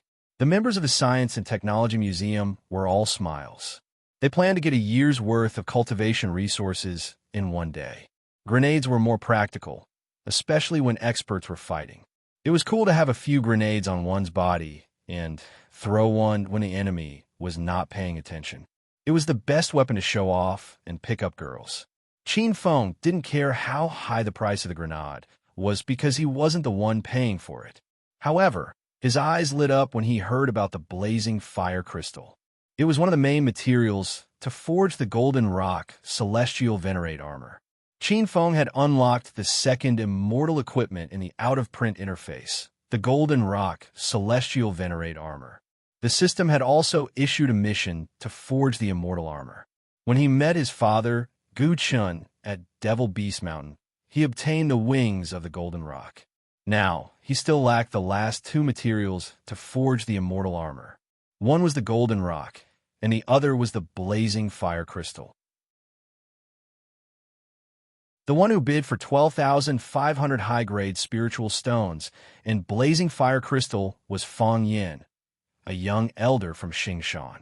One had to admit that Xingshan's disciples were really rich. The 58-inch LCD TV was bought by one of them. Now that Elder Fang Yan's price had reached a new high, no one else made a bid for a long time. Everyone, Elder Fang Yan from Xingshan has bid 12,500 high-grade spiritual stones and a lot of cultivation resources. Is there anyone who is willing to bid higher than Elder Fang Yan? When the auction for the grenades ends, there will be no more of them. Lei Wanzhong wanted to continue bluffing others. However, faced with such a high price, even if they were unwilling, they couldn't take out more spiritual stones and resources. Fang Yin shouted impatiently, "Hall Master Lei, there won't be anyone else who will bid higher than me. Hurry up and make the deal." Lei Wanzhong saw that it was about time and was about to make the final decision. However, a voice came from the crowd. "Wait, Elder Fang, are you sure you want to spend 12,500 high-grade spiritual stones and 3 blazing fire crystals to buy that pile of trash?" Everyone was stunned and looked at Qin Feng in disbelief. That was 30 grenades, and each of them was extremely powerful. How could this guy say that it was trash? Even if it was trash, you can't say it in front of everyone. Isn't this a slap to Hall Master Lei's face? Hua Xiaojun was so scared that she almost knelt down when countless pairs of eyes stared at her. She couldn't understand it, and even suspected that young Master Qiao had lost his mind. "Brat, what are you talking about? How dare you cause trouble in the Science and Technology Museum? Do you believe that we will chase you out?" Several members of the Science and Technology Museum threatened Qin Feng with cold faces. Hall Master Lei waved his hand and laughed. "Hee hee. Everyone, please don't make a fuss. This is not the first day my Science and Technology Museum has been established. It has been around for 3 years and has never cheated anyone. No one has ever complained about being cheated. Young hero, I'm afraid that you don't understand the advanced technology here. So, please don't spout nonsense. Otherwise, I won't give you any face." Lei Wanzhong looked amiable, but a murderous look flashed across his eyes. Qin Feng pretended not to see it and ignored him. He said to Elder Fang Yan of Xingshan, "Elder Fang, instead of spending 12,500 high-grade spiritual stones and 3 blazing fire crystals to buy that pile of trash, why don't you buy one of my products? It's more powerful than that grenade, and it's cheaper as well. I can sell you 50 of them." The crowd was stunned. They couldn't understand what Qin Feng was trying to do. Fang Yin looked at Qin Feng cautiously and said, "You have a grenade too? Why are you selling it to me at such a low price? Are you trying to scam me?" The products in the Science and Technology Museum were guaranteed.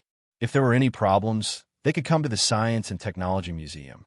However, Qin Feng had no reputation, so no one was optimistic about him. "Stinking brat, I think you're here to cause trouble. Men, arrest him," a member of the Science and Technology Museum roared. Suddenly, more than 20 people rushed in from both inside and outside. These guards were all true Qi realm experts. The strongest had stepped into true Qi realm stage 5. Hua Xiaojun was instantly surrounded by more than 20 people. She trembled in fear, but Qin Feng did not care about them at all. Before he even made a move, Lei Wanzhong's voice rang out. "Young hero, may I know which sect you are from?" Qin Feng said in a tone that was neither servile nor overbearing. "Headmaster Lei, I'm Xiao Feng, an ordinary disciple of the spiritual immortal city's spiritual immortal sect. I was ordered by sect leader Xiao Gong to visit the Science and Technology Museum." "How did I offend Headmaster Lei? Are you really going to treat me like this? If the spiritual immortal sect finds out about this, I'm afraid it'll lead to a battle." Before the Science and Technology exhibition officially started, Qin Feng had chased away Yin Dan and the other 3 from the Life and Death sect. His name was known by some people. However, there were many people who had only just heard Qin Feng's name. For a moment, the crowd was in an uproar. That guy is from the spiritual immortal sect?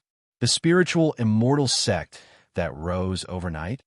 Which sect was the predecessor of this spiritual immortal sect? It feels so mysterious. Everyone, don't talk about him. Not long ago, that young hero chased away the people from the Life and Death sect. He even said that he was going to wipe out the Life and Death sect. I think this spiritual immortal sect is definitely not to be trifled with. Otherwise, how could they have taken down 2 cities in one go?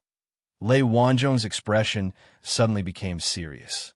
He didn't expect Qin Feng to be from the spiritual immortal sect. Lei Wanzhong was unable to find out anything about the mysterious spirit's immortal sect that had risen overnight. He had originally wanted to break Qin Feng's leg and toss him out, but now it seemed like he really could not act rashly. So it's a young hero from the spiritual immortal sect. My Science and Technology Museum naturally welcomes you to visit." Lei Wanzhong suddenly laughed. However, halfway through his words, he changed the topic. "However, the Science and Technology Museum has never been afraid of the various sacred sects of the Divine Continent. None of the sacred sect disciples that come to visit me cause trouble. Otherwise, I won't let them off easily." You're tuning in to the Romance Rendezvous YouTube channel. We're so grateful for your support, and don't forget to subscribe to join us on this incredible journey through captivating stories.